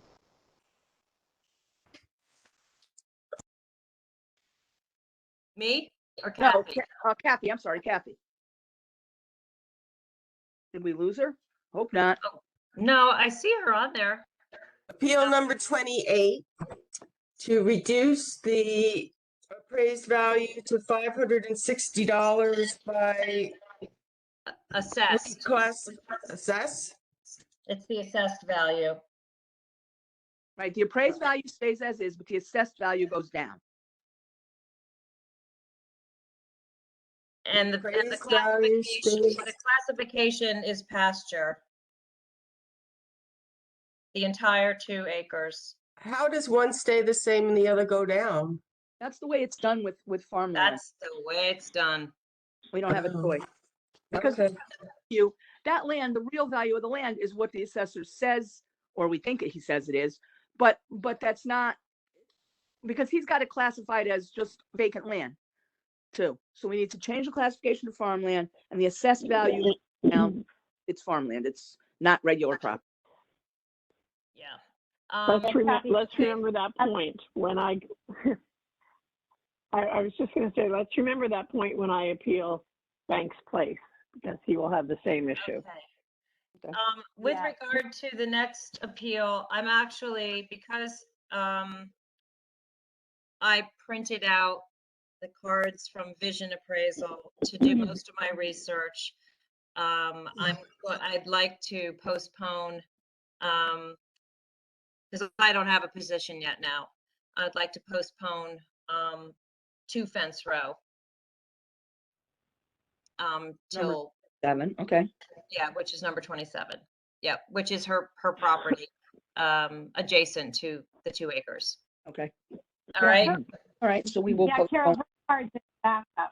The correct card's in the backup for her. Are you saying it's the comps that you're not, because her card's Yeah. in there. They're in there, Okay. but when she was discussing it, I took notes, but then I went on my own and went on Division Appraisal, which clearly is, I got the wrong field cards, like you're saying. So I'm not comfortable until I dig my teeth into it.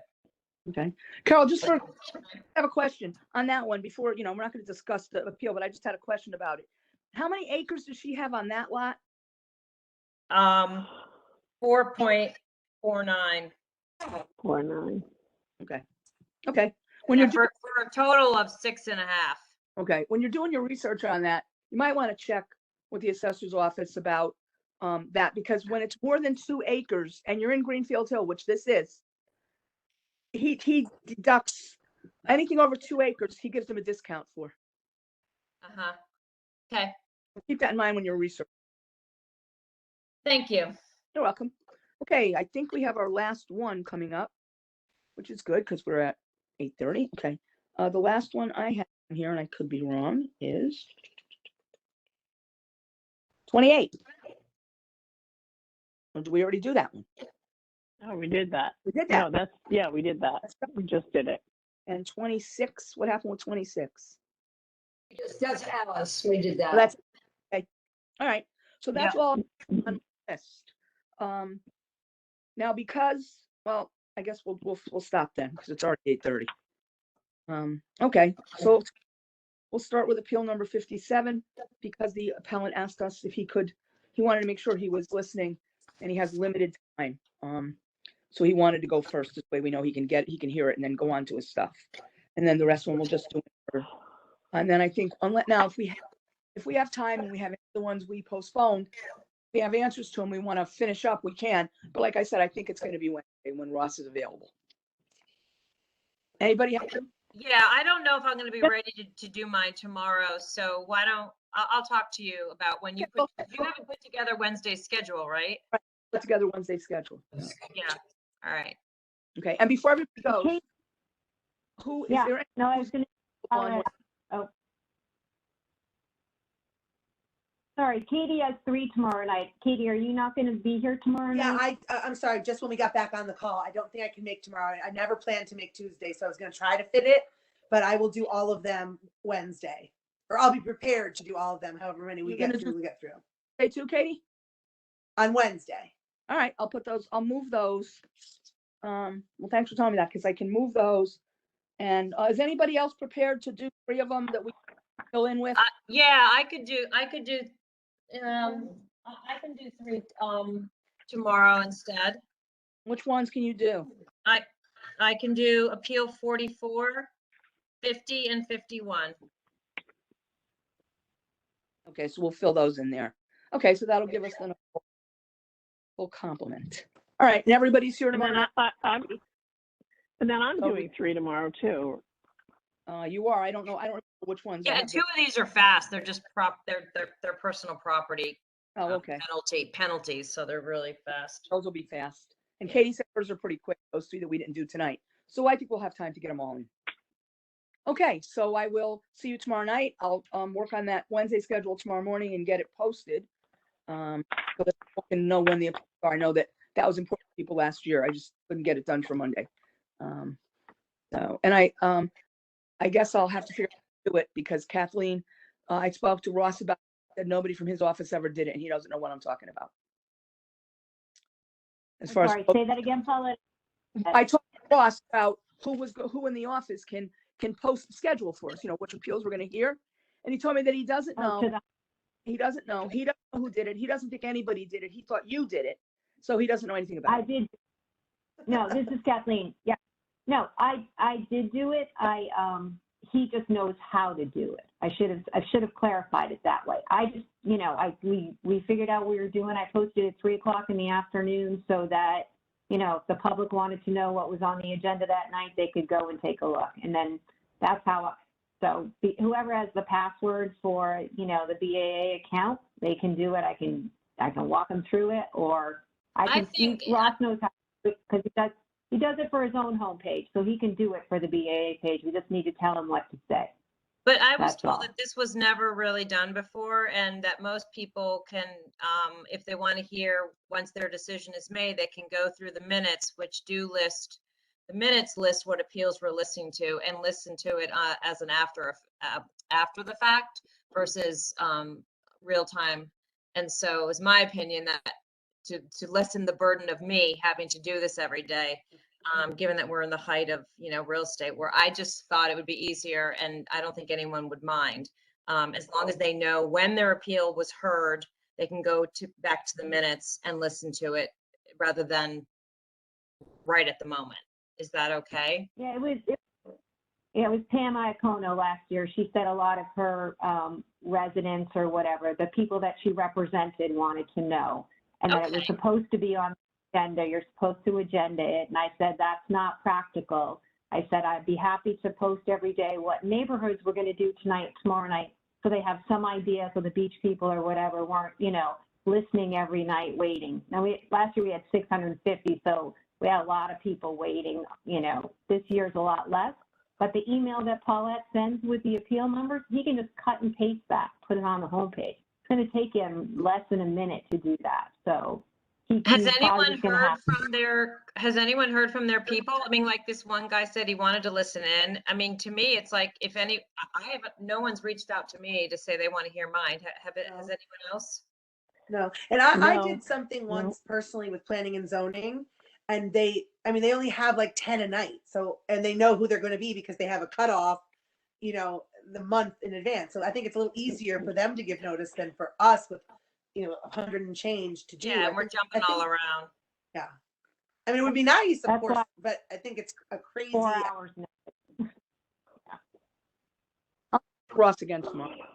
Yeah, so if someone asks one of you, then we can direct them to a particular day. Other than that, if they ask you and it's already been heard, then we'll let them know that the minutes will be posted, as soon as, quickly from Kathy, and they can go back and listen.